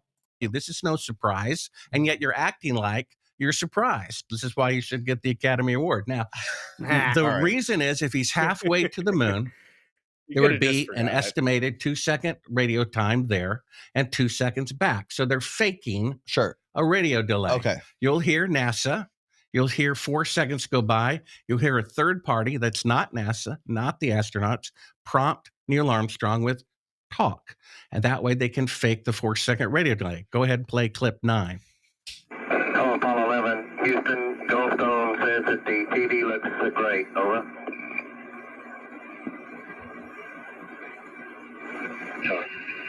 Okay, Roger. Call Apollo 11, Houston, Goldstone says that the TV looks great. Over.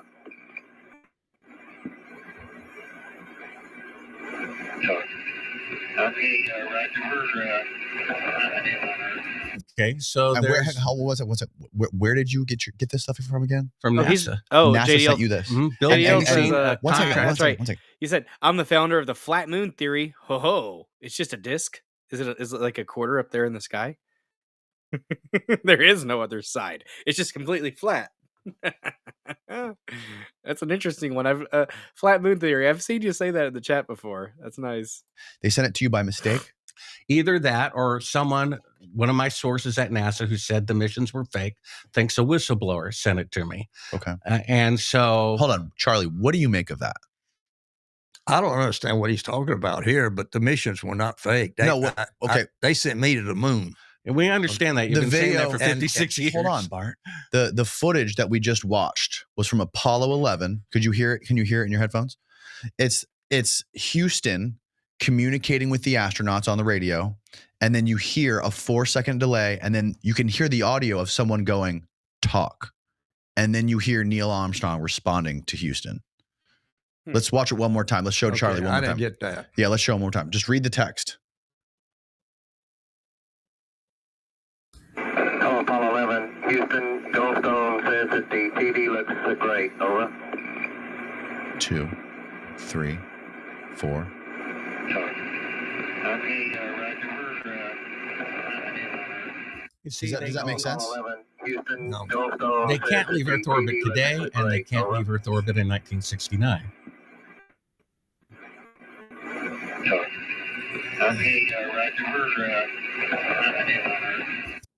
So the footage is footage of the moon, and you could hear Neil talking to Houston, right? In that video clip? Yeah. You could hear them talking. And there's a little voice that pops up after 4 seconds that says, talk to Neil. Why would there be a voice I don't know. telling Neil idea. to talk? Yeah. Okay. He has Are no they idea. on the moon, or They're halfway, orbit? right? They're supposed to be halfway to So the this is moon. when they were halfway to the moon, Maybe it was somebody else. communicating with Maybe it was Houston. somebody else in the ship with them. I don't know. The moon bounce radio delay is a real thing.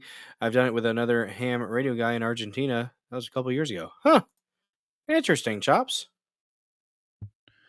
And after Houston said something on the radio, there was 4 seconds, and then somebody on the radio saying talk to Neil, instructing Neil to respond to Houston after 4 seconds. Why do you think that would be? I don't know. Okay.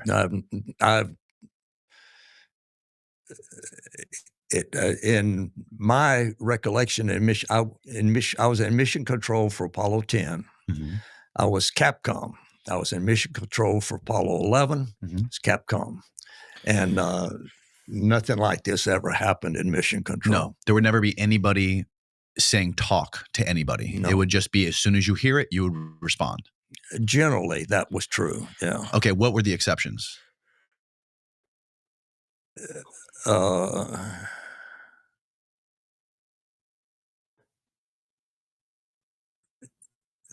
I can't think of any right now, but I mean, if say again, Houston, or say you a lot of reasons that mission control had not mission control, but we had problems, scratchy communication. So if you couldn't understand, yeah, okay, I see what you're saying. Say again, whatever. Yeah, except the quality, the EQ of the audio of talk is completely different. It's not obviously NASA who just spoke, right? And it's not Neil Armstrong who responded. They're faking a 4-second radio delay to pretend that they're beyond Earth orbit. So this is him. So Bart's position is that video with the voice coming in and saying talk is them trying to fake a 4-second delay. That's part of his argument.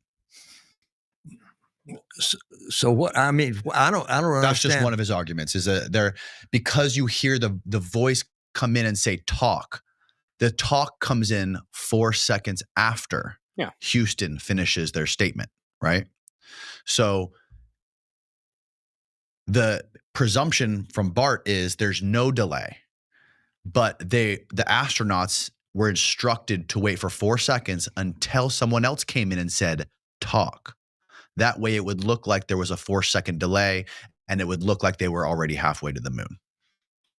Right, because if you play clip 11, Neil Armstrong, for the TV audience, the part that was shown to the public, says he's calling in from about 130,000 miles out. Right. Halfway to the moon. Go ahead and play clip 11. Hi, Roger, Houston, Apollo 11. Calling in from about 130,000 miles out.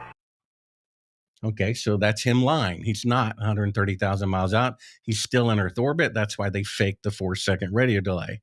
Now play clip 10. Is this the photo of them faking the window thing? Almost. The one before. Okay. Let's try to go through this. We have a lot to cover, and we're almost 2 hours in. We only have one window that has a view of the Earth, and it's filled up with the TV camera. Okay, so go back to clip 11, the 130,000 miles out. Don't play the audio, but just bring up the image, and you can hit pause so we can see the image. So according to Neil Armstrong, there's only one window that has a view of the Earth, and it's filled up with the TV camera. Because if Make sure you're talking to the mic. Oh, yeah. So if you were really halfway to the moon, looking back at the Earth like this appears to demonstrate, even though it's a fake shot, you would have to have the lens of the camera to the window in order to shoot the Earth far away, floating in space. He says he's lying 130,000 miles out, and he says that the camera is completely filling up the window. That's a lie too. The camera is real. Well, that's super cool, JDL37. Your dad made machine parts for Mercury, Gemini, and the Apollo programs. Really cool. Huh. Bet you got some cool stories about that. Well, maybe. Really, at the back of the spacecraft, there's about 15 feet between the camera and the window. They've turned out all the lights, which they talk about because they thought these conversations would be edited out. And that's actually the circular window of the spacecraft, outside of which it's filled with the Earth and low Earth orbit.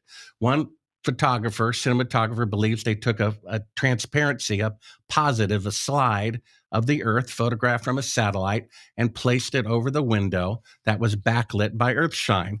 Now, if you play the final clip, the D11, play it all the way through to revealing. So play 11 one more time. There are 2 clips on 11. So this is supposed to be into the mic. Oh, no, just let it play at normal speed. This is supposed to be the Earth, but that's fine.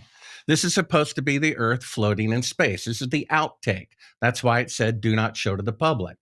There's Buzz Aldrin removing part of the effect in front of the window. That's a work light. The camera has been at the back of the spacecraft the entire time. The iris is opened and you can see the real location and the very bright Earth out the window.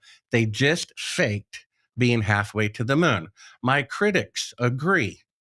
That is them faking being halfway to the moon. Oh, 2 that's NBC really news cool, directors JDL. agree. That is them faking being halfway to the moon. And they were told by the federal government if they broadcast it, they would have their license pulled. So go to Sibrel.com. All of these. Wait, is Columbia the one that exploded? That sucks. Was it Columbia that exploded? I'm not saying it's your fault, JDL. I'm not. That's cool that you're part of history. That's cool stuff. Clips can be seen there for free. This is what convinced me. I gave NASA the benefit of the doubt for as long as possible. I got you. And when I saw this, they are faking halfway to the moon. So if you could really go to the moon, why would you be faking any of it? And if you're faking being halfway to the moon, it's because you can't go halfway to the moon. And what a surprise. 56 years later, they still cannot leave Earth orbit. Only mannequins can. And we'll go on to why next, which is the Van Allen radiation belt. All right, hold on. Let's put a pause there. So, Charlie, on your trip on Apollo 16, did you guys ever turn around and take film or footage or any photos of the moon, or I'm sorry, of the Earth when you were about halfway? I'm sure that we did. I don't remember specifically, but we were. If you were to take a video or a film of the Earth on your way to the moon, how would you do it? Well, you turn a window to the Earth, and I had a window right up here, which was a triangle. I had a window right over here, and in zero gravity, you had to hold a camera up to the window, towards the window, and the object you had out there. So you could do it from any window. It depends on how you oriented the spacecraft. So you would be able to orient the spacecraft while you're traveling to the moon to line up a window with the Earth. Yeah, sure. Okay, and so roughly how big is that spacecraft? How big is the interior? Less than if I'm in my couch, I can reach out and touch in my suit, and I could reach out and touch the side of the spacecraft. Okay. John Young on liftoff, it was Mattingly. He was touching my shoulder, and on the other side, he was touching John's shoulder, and John was reaching out and touching the side of the spacecraft. But the command module, the command module. Yeah, the command and service module were coupled together, so there was actually more depth than that. Okay, not in the spacecraft. It wasn't.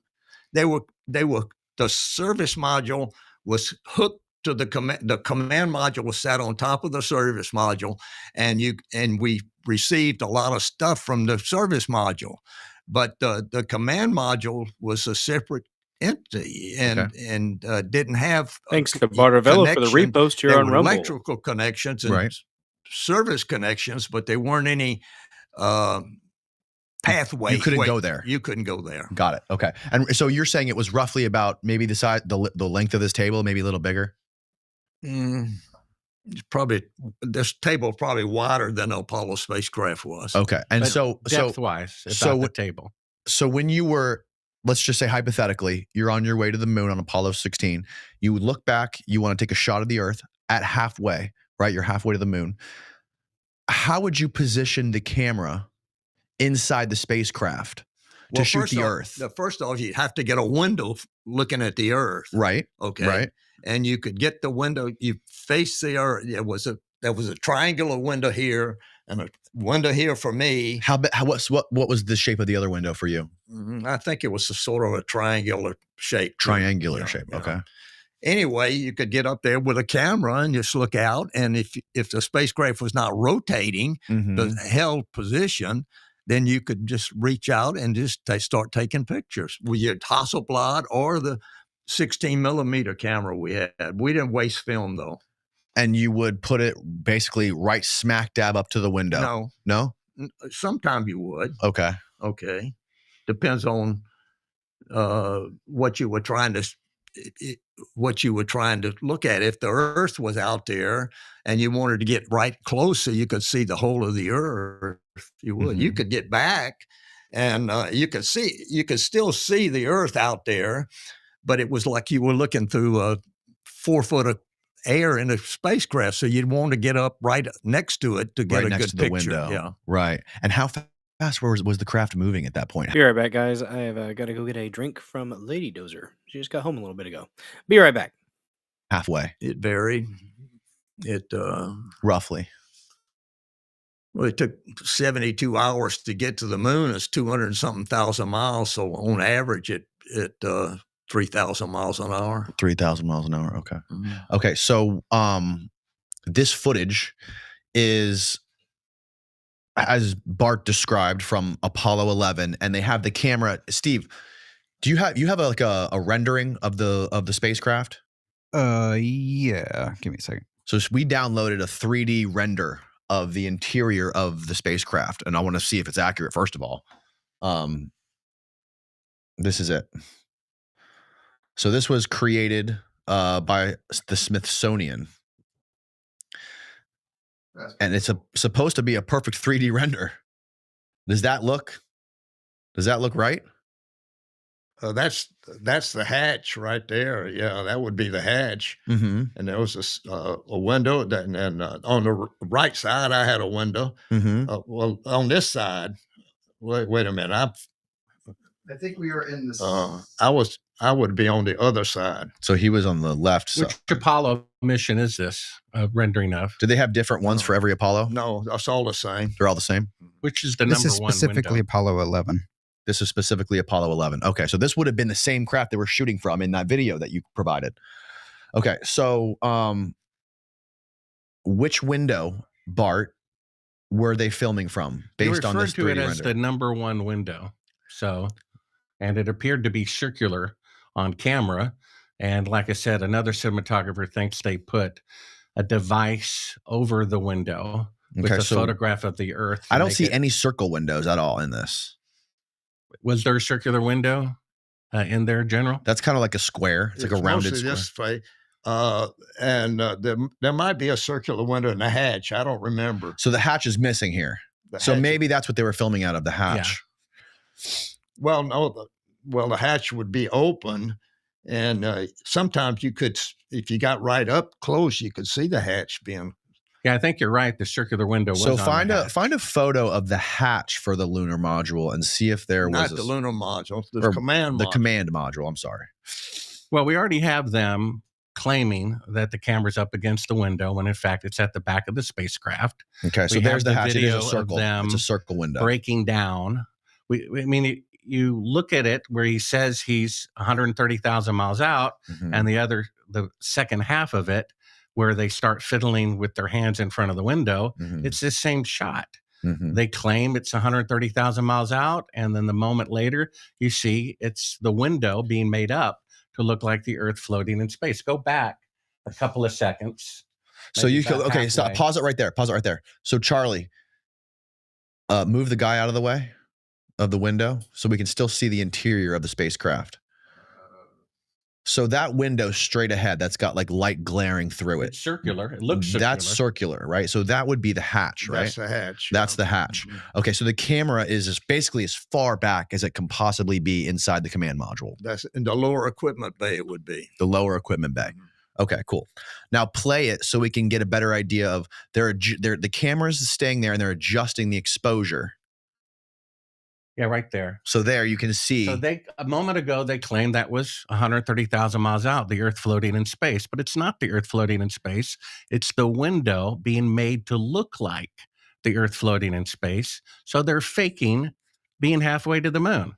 So why would they fake being halfway to the moon if they really went halfway to the moon? Well, you don't even have to go that far. Okay. Let's say why are they shooting it from so far back? Why wouldn't they put the camera up to the window? We did at times, but sometimes you just want to look at the inside and what the guy's doing. But right, so but if you go back, the other side of the spacecraft, understood. But if you go back, they're showing it with the entire interior blacked out. Steve, if you rewind it, yeah, that's so that he can get exposure of the. Well, if you got the outside, if you got the windows not open but uncovered, you're going to get light reflected from the Earth and light from the sun into the spacecraft. Right. So go to the beginning. Go forward a little bit more so it just shows you. So see, they're filming it. They claimed that was the Earth floating in space. It looks like they're trying. Do you understand why Bart thinks they're trying to pull some sort of camera trick? They're trying to. It looks like right now, if you paused it right here and you showed that to me or any other dum-dum like me, you would think that the black is just space, right? And that's just the Earth floating in space. That's what it looks like to me. So hit play. Now, and he's saying while they're filming it that they're 130,000 miles out. Which is not true. So there's the Earth. Allegedly. So it's like, wow, look how small the Earth is, way floating away in outer space. And it's pretty incredible. And then this is the same, this is not cut. This is same footage. And the camera's sort of wobbling. There's something weird in the top left corner, maybe a light. It's a work light that they diffused so it wouldn't throw light on the spacecraft walls. Now it's like, now there's something moving in between the camera lens and the window. Yeah. So it's not space. It's just the interior of the spacecraft. That's right. It's the window of the spacecraft being made to look like the Earth floating in space. Right. So if they are trying to pull a camera trick here, Bart, now look, you see the window's totally blown out. That's what it would look like. Right. Okay. They had the iris closed during the other one. The hatch, that's the hatch window. Mm-hmm. And then there's another triangular window. Yep. And there was one that I just really don't like about the skeptic here is how certain he is, but it sounds like there's not really that much evidence behind it. Kind of like some of the things Candace Owens says. Huh.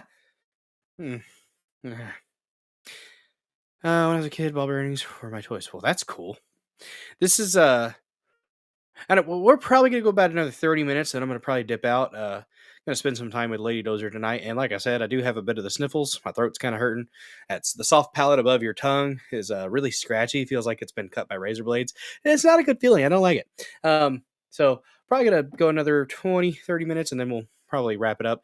Bit of a shorter show tonight. We went 4 hours last night though, so. And I need to figure out the premium content we're going to do this month. I might get on Steam and get a free game and start doing some premium gaming content. I don't know. I'm not much of a gamer, but I'll tinker with it. Maybe we'll do Hangman. One on my side, there was another, I forgot exactly what the space was, but there was windows right here and I could look out that window. Mm-hmm. And there was on the other side, there was a docking window. You looked out when you had to dock, and it was I forgot exactly the shape, maybe an oblong rectangle or something like that. And then there was a round hatch window, and then there was a window on the left. I could look out I was on the right side, and I could look out a window. It was right there. And John Young had a window on the other side.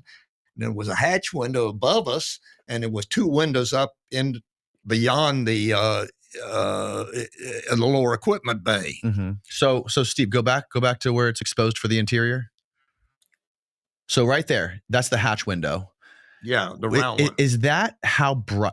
Okay, move the hand. Okay, is that how would it be that bright? Yeah, 130,000 miles away. If that window was facing the Earth at 130,000 miles out, is that how bright it would be? It's facing more to the sun than the Earth.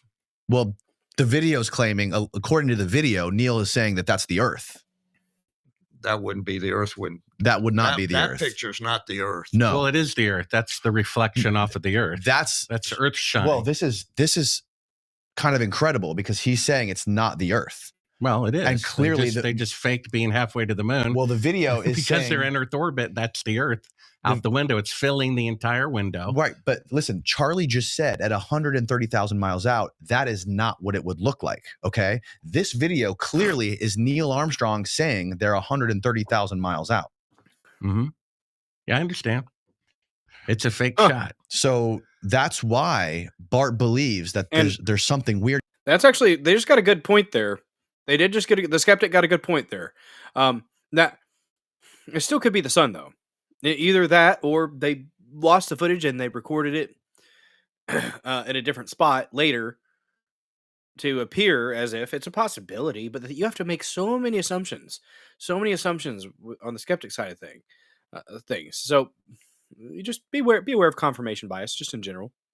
Going on. So if they were in Earth orbit, wouldn't you see the Earth moving by super fast, like clouds moving by? You would see land moving. They would be flying. If you look at footage that's why David Percy, a cinematographer, award-winning BBC cinematographer, said they took a photograph from an unmanned satellite and they had like a positive or kind of like an X-ray, but a color print that was translucent, and they put it over the window.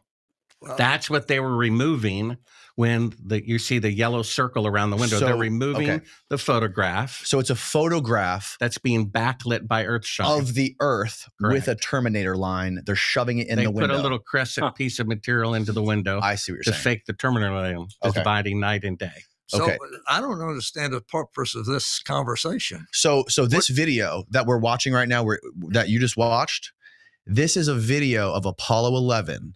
And Neil says in the beginning of the video that they are 130,000 miles away from the moon. Yeah. So he said that he just said they're halfway. Yeah. And you just said there's no way they're halfway. I didn't say that. Judging by looking at how bright that window is, you said if that's the Earth, it wouldn't be that bright. I didn't say that. I said that could be the sun shining then. No, but I'm saying if that window was facing the Earth at 130,000 miles, you said it wouldn't be that bright if that was facing the Earth. You would see the Earth. You wouldn't see this is the sun shining in. Okay, but hypothetically, if that window was facing the Earth at 130,000 miles, you said it wouldn't be that bright a minute ago, right? The Earth was never that bright. Okay. You look out the window and you saw. So Chops has a good point here. He says the skeptic is very confident that he's done correct and complete research. That's where his confidence is sourced. His evidence may be incorrect. So that's a great analysis there, Chops. Yeah, he's the information. Excuse me. So he's confident because of the amount of research that he's done, but it could be that the research he's done has been based off of bad evidence. That's the rub. That's the rub. Now, this here, though, is interesting, though, because he's just, like, kind of confused. He wasn't there, so it's kind of tough to make it, like, I don't know. You'd look out the window and you'd see the Earth. You just hung up there. Right. It wouldn't be blasting through the window like that. What about from Earth orbit? Would it be that bright from Earth orbit? Depends on where you are. So it might be that bright from Earth orbit. Yeah. Okay. Interesting. I don't understand the purpose of this discussion. They're faking being halfway to the moon. It's because he thinks this is a fake shot. He thinks that this craft right here is in low Earth orbit, and they're trying to fake it by moving the camera back and exposing for the window to make it look like Earth is really far away and the surrounding inner spacecraft that's underexposed is just space. He thinks they're trying to make some sort of a camera trick to fake that they're halfway to the moon when they're really in low Earth orbit. That's what Bart's claim is. JD, I want my 22-year-old bladder back. Yeah. They get a little bit weaker, I guess, as you age. When you're in low Earth orbit, you look out and your windows are face at the Earth. You look down and you just see nothing but Earth. Right. And you're whizzing by. Right. You see you can go over Australia, you can go over the Pacific. You look, it depends on where you are. And you're in a low Earth orbit, you look out Is the it window. possible? It might look something like that. Is it possible that they did such a good job of faking it that like they even had the astronauts convinced that they had went, maybe even like through hypnosis? Like this is getting woo-woo like conspiracy theory for sure. You know, power of suggestion is powerful. Filling the windows with light. No, it would not. Okay. Well, that camera's exposed. Only if the windows are pointed towards the sun. Right. Okay. I see. Well, a moment ago you said it might look like that from Earthshine and Earth orbit. It depends on the exposure of the camera. Earthshine, yeah. The Earthshine, yeah. Okay, Steve, what were you going to say? It looks like this. It's not the. It looks like so, because I'm also a cinematographer, and I would say that window, that's probably the color of the window, and the sun is. Can you see this mouse? Yeah, the sun is probably somewhere over here poking through. You can see these rays shooting in right there. Huh. It's kind of hard to tell because he's got light bounce on his shoulder and he's got light bounce on this elbow. It's likely hitting some part inside of the spacecraft and bouncing back, and it's filling in his face over there. It's lightly kissing the shoulders here, but you can always tell Kissing the sunlight because you can just shoulders. look for the brightest thing, and that would be that ray shooting through. So it's probably just veiling the glass, and the glass is. You can see there's color right there. Yeah. And you can see there's a similar color right here. So this one's getting kind the of a brunt blue of it. color too. It is a blue. I think it's a tint. And what you're seeing there is even when you back up over here, this is just a bokeh ball. A bokeh ball showing whatever the lens is seeing. And this texture is probably the cabling that you see later on. Or it could just be like imperfections in the glass. But that looks like the Earth to me. That looks like it the does, Earth but to me it's, too. but it's out of focus. Obviously, and it's not. It's it's the window. not. And it's got a perfect Terminator line too. Go to the part where they're fiddling with it in front of the window. Go back another 15 seconds and hit play. It's misformed because it's. Well, hit play. So, Steve, you don't think they're trying to film the Earth here? I don't think so. Well, I mean, play. they're looking at the window. They're definitely trying to film the That's Earth. where they claim it's 130,000 miles out. It's a duplicate of this. This is later on in the tape. It's very confusing. That's it's very supposed confusing. to be halfway to the moon. And now you see them breaking down the effect, removing the transparency of the photograph of the Earth in front of the window. The camera was never. He's still so obnoxiously certain of this. It's. You have to be able to question yourself. I mean, he's convinced himself for sure. Up against the glass. It was at the back of the spacecraft. They closed the iris down so that the walls became black. And here they are removing part of the effect in front of the window. All right. This is what convinced me and to NBC news director and an award-winning cinematographer and my critics agree it is Apollo 11 faking being halfway to the moon. Chop says a lot of the footage seems mislabeled from what they're arguing over. Yeah, I would agree. There's probably some mislabeling. Probably some, Okay. So why would they fake being halfway to the moon if they really went to the moon? And if they're faking being halfway, it's because they cannot go halfway. Right. Understood. They cannot leave Earth orbit, and we'll go into why, which is the radiation belt that surrounds the Earth. Which we're going to do. We're 2 hours in. We have an hour left, but coffee is here, and I need to go to the bathroom. So we're going to take a quick break. Coffee. An hour left. They go another 2 hours. Damn. Break, bathroom break. We'll come back, talk about the radiation belts. Be right back. Okay, now we're back. We're going to talk about the radiation belts. It's mind over money, saying land. What is your especially if you got meds that you take that makes you go pee a lot? That's the one. Dominion After Dark got a question at this point. Why doesn't any of it matter? You know, in the grand scheme of things, it really doesn't, but it's intriguing. It's fun to think about. It's fun to honestly the most enjoyable part of this, yeah, it's thought provoking, but the most enjoyable for me, anyways. I like analyzing people's debate tactics and their discussion topics, like their discussion tactics. That's what I'm really enjoying from this is seeing the back and forth, and then kind of providing my analysis of their approach to these different things, and like the moderator and stuff like that. That's what a lot of what I like about this, and it is, for the nerdy, tinfoil hat stuff. It is quite interesting. Is it going to change anything? Nah, it ain't. It ain't going to change a damn thing. Although I would like to say it'd be kind of cool if, one of Elon's flights that goes up to the moon or Mars or something like that. Put this guy on there. Put Bart on there. Let's let him get up there. Let's let him see. I don't know. That'd be kind of cool. We ain't going to change nothing with this for sure, but saying, yeah, I do, but I'm still in control at the end of the day. It works for you. Well, then God bless you. I guess some people it doesn't, especially women that have had babies and stuff like that. Women that have babies, the sneezes get them sometimes, guys. Position on the Van Allen radiation belts. Well, my position is what von Braun's original findings were, which is that it's 250 times a lethal dose. Ooh. We have a quote from him in print that he says that if you do the math. And if you first show slide D12. There you go, Dominion Before After you get Dark. to D12, for people that don't know, growing food and harvesting food is a very good thing.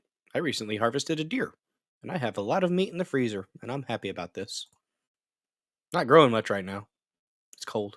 that are listening to Yeah, this is Bart an for the first image time. of the belt. So yeah, the Van Allen radiation belts are basically large toroidal donut-shaped pockets of radiation that exist about 1,000 miles out from the Earth, and extend about 30,000 miles.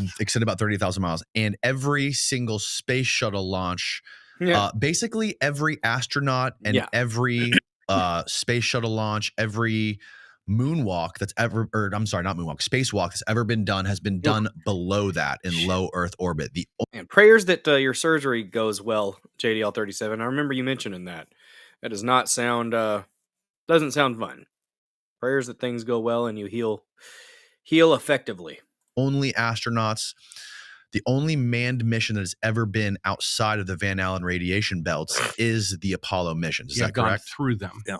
If you look at D12, you can show the audience what they look like and how every manned space mission, Mercury, Gemini, Skylab, the space shuttle, is well below it.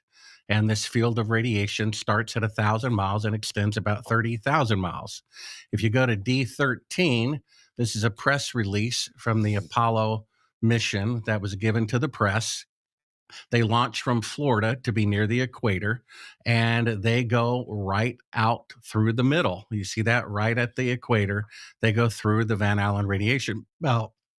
Now, if the spacecraft, like General said, is going 3,000 miles an hour and they're 30,000 miles thick, that would be 10 hours in the radiation to the moon and 10 hours back.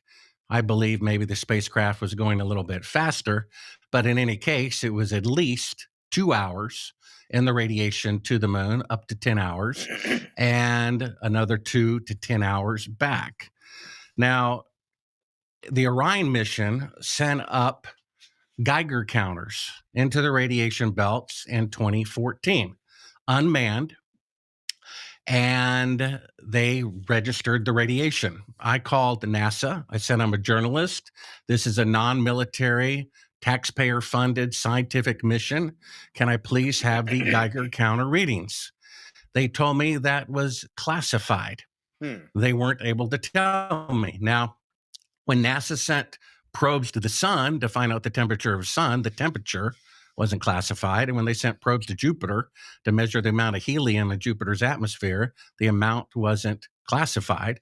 So why would the amount of radiation and all in all, though, it really doesn't matter because isn't space fake and gay, guys? inside the radiation belts and a spacecraft intending to one day send people to the moon, why would that radiation measurement be a classified secret? Charlie, do you know why that would be classified? I didn't realize it was. So I would imagine that if it was classified, we would classify it because we wouldn't want the Soviets or the Chinese to know the actual level of radiation. Like, if you guys want to figure out what is the point of this discussion? The point that we're discussing now is Bart's position that the Van Allen radiation belts are too dangerous for human beings to pass through and survive. And he's building his case to why that is right now. Well, you have to accelerate to 25,000 miles an hour to get out of Earth orbit. Okay. I thought you said it was 3,000 miles an hour. Let him talk. He said he was at 3,000 when they were halfway. Sorry. Earth's slowing you down. Okay. So the total distance of the moon is about 3,000 miles an hour. 7 times 70, that's 210,000 miles. Okay. So when you go through the Van Allen belts, you're going so fast, it's just, you're through. How fast are you traveling when you guys were going through the Van Allen belts? Do you know? Escape velocity is about, let's see, I don't remember exactly, 36,000 feet per second or something like that. NASA told me it was 17,000 miles an hour. No, so that's Earth orbit. That's Earth orbit? Yeah. Okay. Then you have to escape Earth orbit, accelerate. I don't remember exactly what it was, but it was over 20,000 miles an hour to get out of Earth orbit. And so S4B, the third. Really stupid question. How does combustion work in space? A vacuum? Because I'm assuming there's another booster and then it combusts and then you're blasting, but it's a vacuum. How is there combustion occurring in space? That's a really I'm ignorant and I'm trying to wrap my head around it thinking, and I'm like, it just doesn't make sense that you would have a combustion and thrust where there's no, I guess there would be. Yeah, there should be. You're not using anything out there. You're using the fuel, the ignition and the fuel source is there on the craft. You wouldn't see I wouldn't think, any fire coming out of the boosters. But you would still have some thrust, I would think. I don't know. Stage of the Saturn rocket you stayed attached to, and that engine lit and pushed you out of Earth orbit on a trajectory to the moon through the Van Allen belts. Then after that, you separated, you turned around and retrieved the lunar module from the. You carry your own oxidizer. Huh. Yeah. Third stage. It was riding underneath the command module and service module. So you separated, you turned around, and you came back in and you docked. And then when you got all the electrical connections made, you flipped a switch and it released all the bolts, and then you could back it out from the third stage of the Saturn rocket. Okay. When you guys were traveling through the Van Allen belts, were you guys paying close attention to where in the Van Allen belts you were? And also before you when you were preparing, you guys did an unbelievable amount of prep and training for this, right? What were for the whole mission, right? What were the conversations like during training with anybody, including Von Braun, about astronaut safety when it comes to radiation and the Van Allen belts? What were those conversations like? There wasn't very much conversation about it. It wasn't any danger.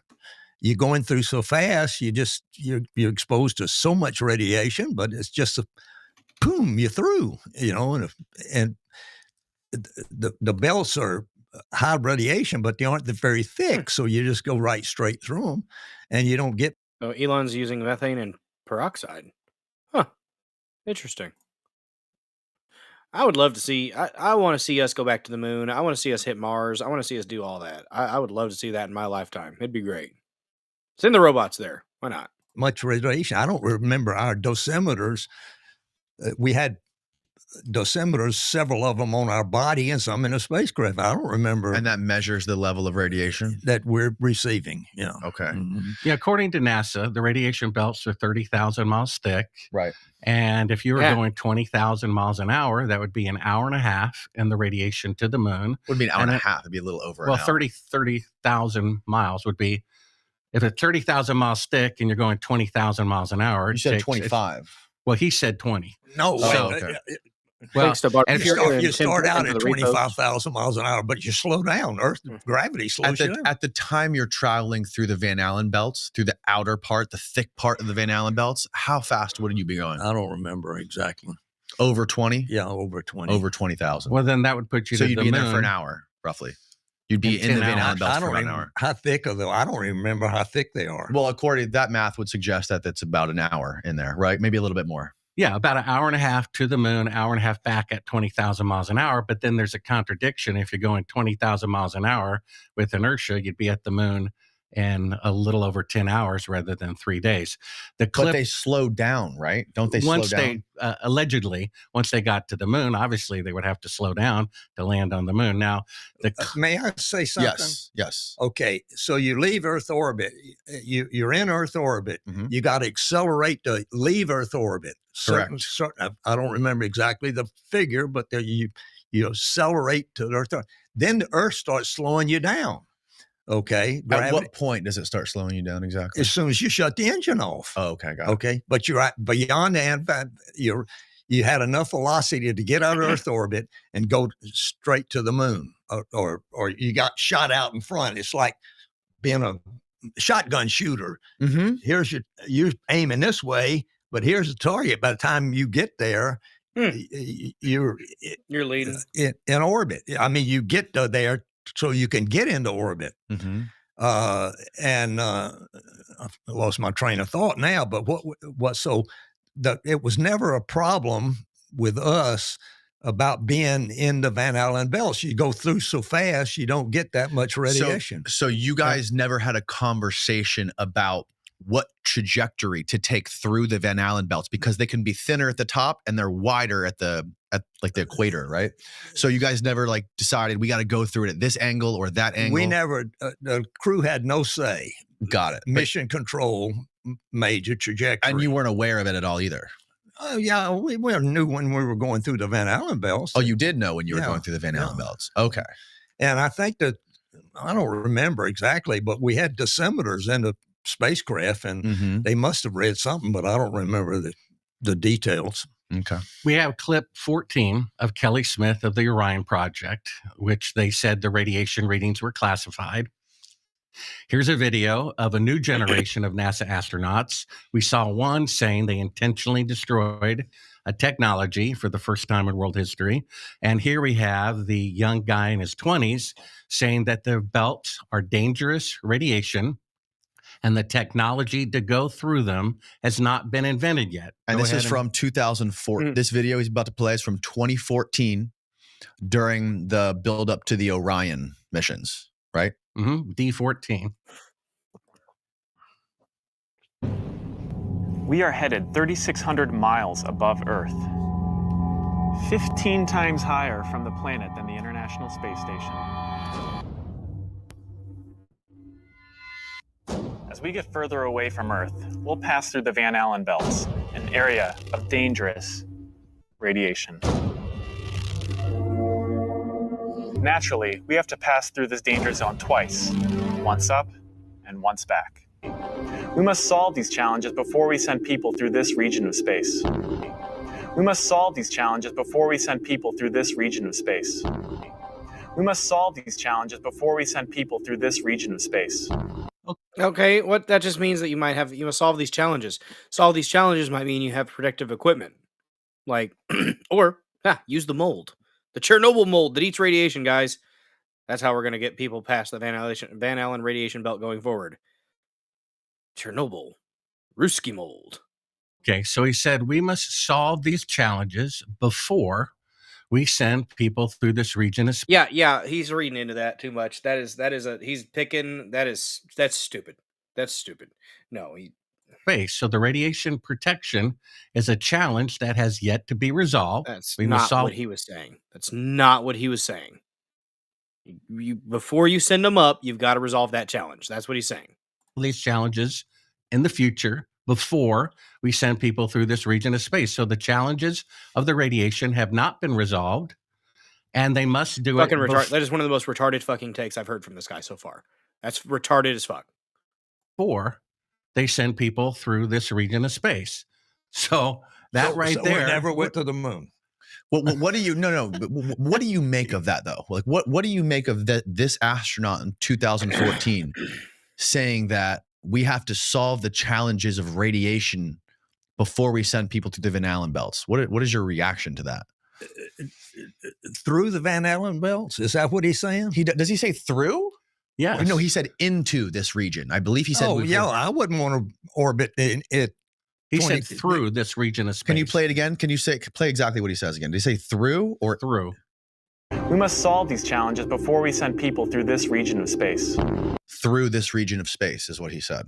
Yeah, onto the moon. The project is Orion, which intends to send people to the moon through this region of space. Was Orion, was that the objective of Orion, to send people to the moon? That's right. It was the precursor to Armistice. So it's all about Google, returning what to was the the moon. objective of the Orion missions? The objective of NASA's Orion mission was to transport human crews on deep space missions, starting with a return to the moon under the Artemis program and eventually extending to Mars. Just Orion is radiate away. designed to provide long-duration crew support, protect astronauts from deep space radiation, and handle high-speed re-entry into Earth's atmosphere. Okay. Mars makes more sense because you're going to be out there for way longer. Well, look at article. Well, But he's talking about the he's Van talking Allen about belts. just through this region of space, which is the Van Allen radiation belt. Yes. We must solve the radiation challenges, which means they're not solved. And then he says before we send people through this region of space. So if they haven't been resolved yet, then the Apollo astronauts didn't go through them. Well, I would like to see the rest of the damn discussion the clip. I'd like to see the rest of it to get more context. It says so right there out of his own mouth. It's definitely, I'm not saying that the astronauts never went to the moon. I'm in the middle here. But it is very weird that a guy in 2014 would say we have to solve the problem of the Van Allen belt's radiation before we go through. I think he's saying. I think they're blowing this out of proportion. I think he's saying that in the context that he's talking about it, he's saying that we have to solve these before each mission, like each time when you make the craft. That's what I'm thinking he's saying. So, no Dominion. Let's send the politicians up there. Fuck it. Send Nancy Pelosi, Mitch McConnell, Chuck Schumer. They're all close to death, anyways. Fuck them. It's odd, right? It sounds like to me it's odd, but we did it. Right. Okay. Well, that's why I'm saying you did not. Right. Obviously. Where 200 pounds of moon rocks come from? I just showed you. Von Braun picked him up from Antarctica. There's a picture of that on the web, picking up lunar meteorites before he went to the moon for the first time. Seems like a weird use of his time. Moon rocks have proven to be fake. And according to a contractor that I spoke to at length, he says NASA has ceramics labs which can mimic moon rocks. Now, go to. How do you know they're mimicking moon? I mean, I guess you could say you're mimicking because the meteorites. The amount of assumptions this guy is having to make, it's insane. Link 15, as we stay on the radiation, this is an article from Reuters that says radiation. I think that the whole thing that's just a big miscommunication. That is a huge miscommunication, in my opinion. I think he was saying before we send them through this space, like that each time the ship, when you're making the ship, when you're manufacturing the ship, we have to solve these before we send people through. That's what I took from that statement. They're talking about it like it's a whole thing before we can ever send people outside of it. I think you're jumping the gun a little bit there. You're skipping ahead a few steps. That's what I think. But U.S. has always done medical experiments on military personnel. That they have. Yeah, Chops. That's a great sticker. These edibles. It's Mitch McConnell freezing. These edibles ain't shit. 45 minutes later. Well.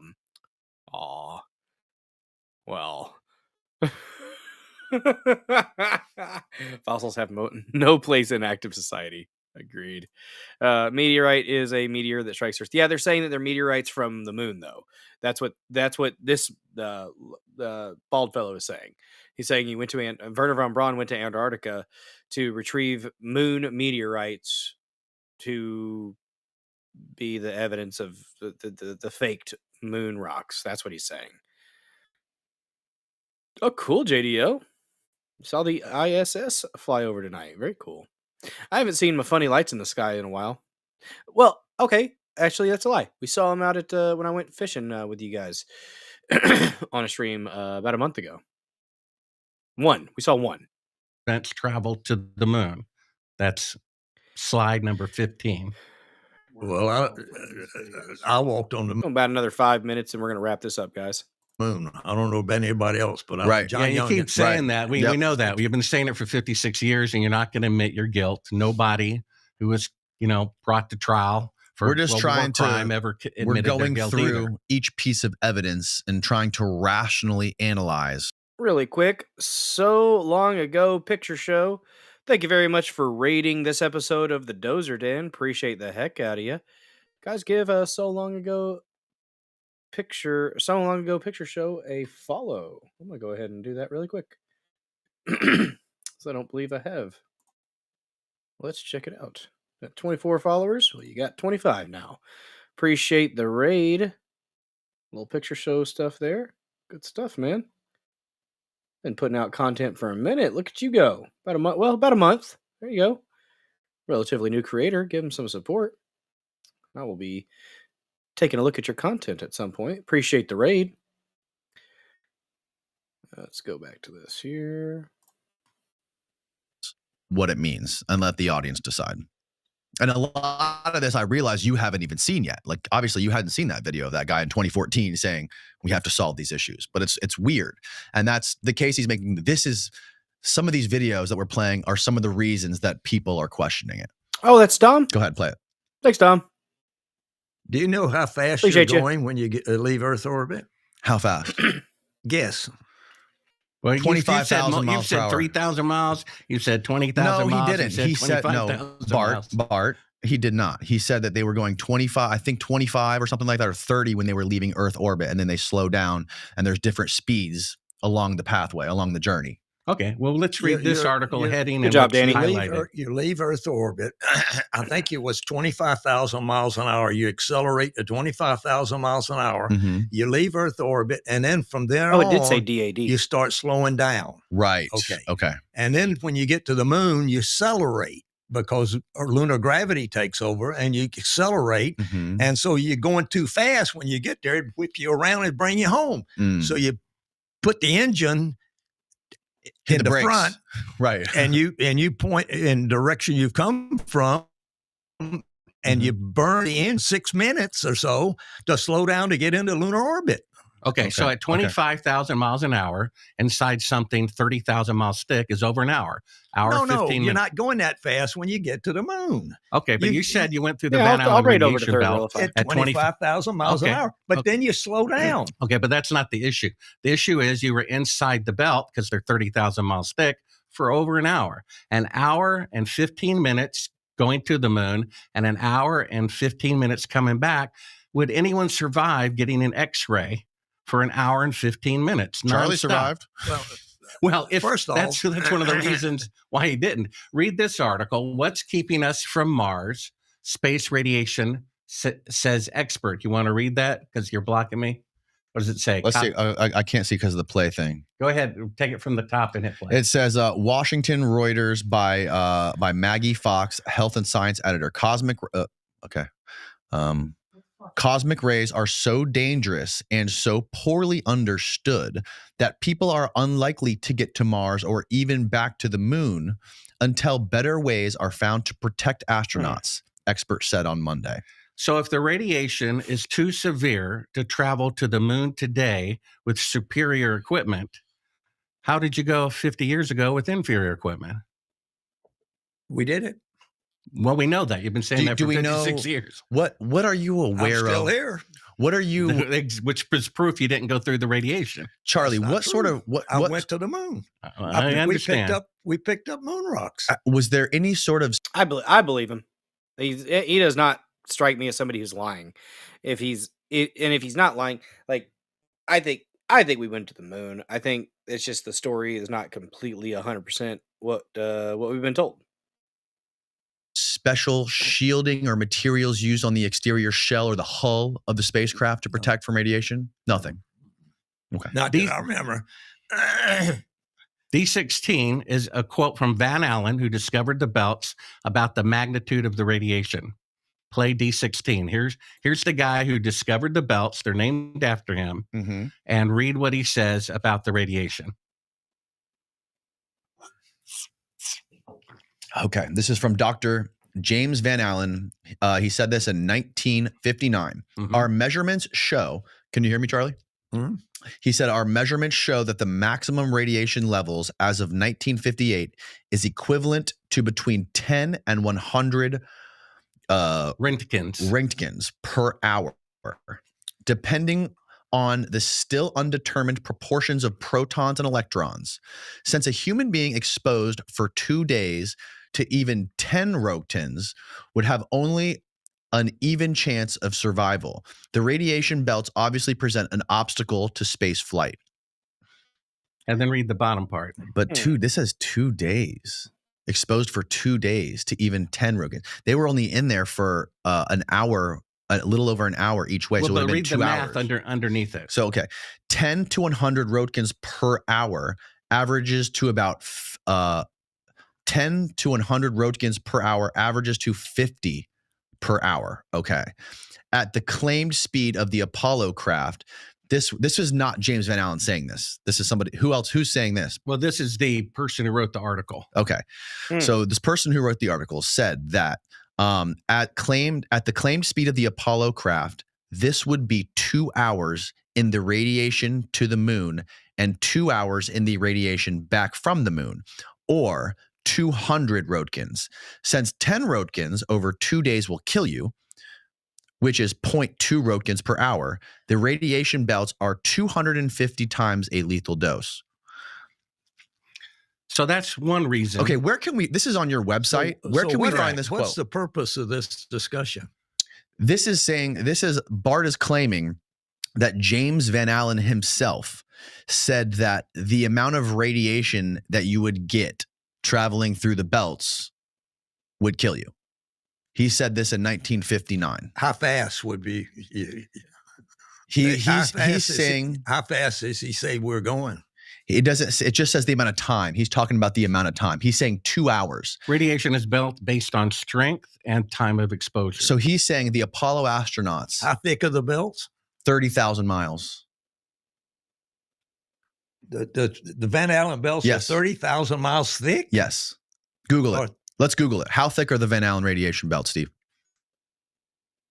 It may be more than that. They keep claiming they discovered extra layers of it that actually add to the thickness. Could the Van Allen radiation belt be the firmament, guys? So I'm supposed to be dead, allegedly. If you went through the belt, but let's check his pulse. So we didn't go through the Van Allen belt. Let's see. Okay, well, according to Kelly Smith, you did not. This you says must solve these challenges before you go through. The thickness of the Van Allen belts varies. The inner belt is from. Okay, don't tell me all this. Okay, this says the outer belt is for 8,000 to 37,000 miles. Okay, so they fluctuate, but so what if they went through a thinner, one of the thinner areas? At the maximum, 37,000 miles thick. So that means you guys would have had over 2 hours of exposure to the belts. Did James, that the Van Allen belts, did he say that the radiation belt would kill you? Well, this is Google AI. It's going to be biased. Yeah, I mean, how does it know Lincoln was the 16th president? It was programmed to say that. Right. It's reading. It's reading from other articles. Now the next issue. This is anecdotal stuff, but like we have to acknowledge that the vast majority of anyone writing about the Apollo missions or any government agency is going to say that James Van Allen didn't say this, and Google AI is pulling from this overwhelming amount of stuff that's written online. So that's one reason why they can't leave Earth orbit. And another reason is they don't have enough fuel. In my book, Moon Man, on page 149, here's Von Braun saying it himself. There's not enough fuel to leave Earth orbit. Let's hear. It is Von Braun commonly saying that. believed that men will fly directly from the Earth to the moon. But to do this, we would require a vehicle of such gigantic proportions that it would prove an economic impossibility. Calculations have been carefully worked out on the type of vehicle we would need for the nonstop flight from Earth to the moon and return. The figures speak for themselves mathematically. 3 rockets would be necessary, and each ship would be taller than the Empire State Building, 100 stories. Apollo rocket was about 30 stories, and weigh about 10 times the tonnage of the Queen Mary, or 800,000 tons times 3. The Saturn V weighed 2,500 tons. That's a difference of 30,000% times 3. Now go to clip 18 and you'll see that Elon Musk just said. Bart, pause. Where did you get that quote from? It's from his book, Voyage to the Moon, written by Von Braun. Is there a way we can find that quote on the internet? Probably. I mean, we bought an old copy of his book. Okay. And it was written by him and quoted by him. Okay. So if it's on the internet, Steve will find it. What's the purpose of this discussion? You don't know. Well, yes, he asks that a lot. He does ask that a lot. I mean, I get it, but yeah. The purpose of this discussion is that we didn't go to the moon. Allegedly. You're just that's proving what I'm if you're acting like you don't know, it just proved that you're acting during the interview. So he's not the only one who said you need multiple fuel trips to go to the moon. So Von Braun, he's saying Von Braun himself was quoted saying that. Apparently, this quote was in 1955, though. So like 6 years before. So a lot can change in 6 years. Just saying.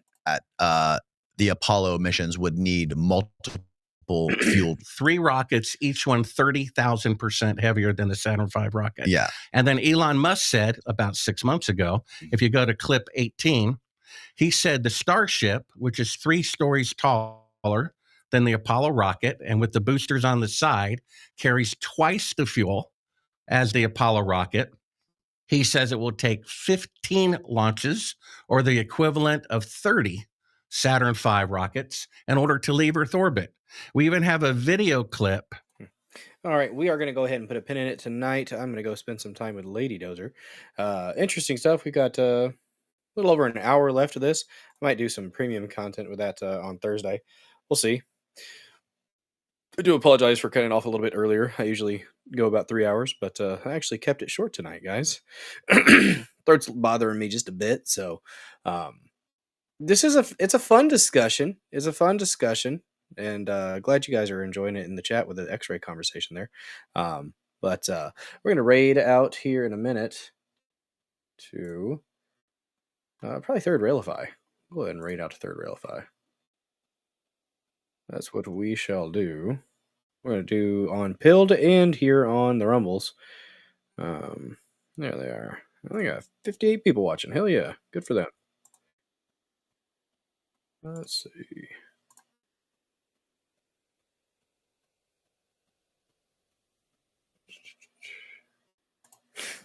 But we will play the Dozer Den theme song before we pop out.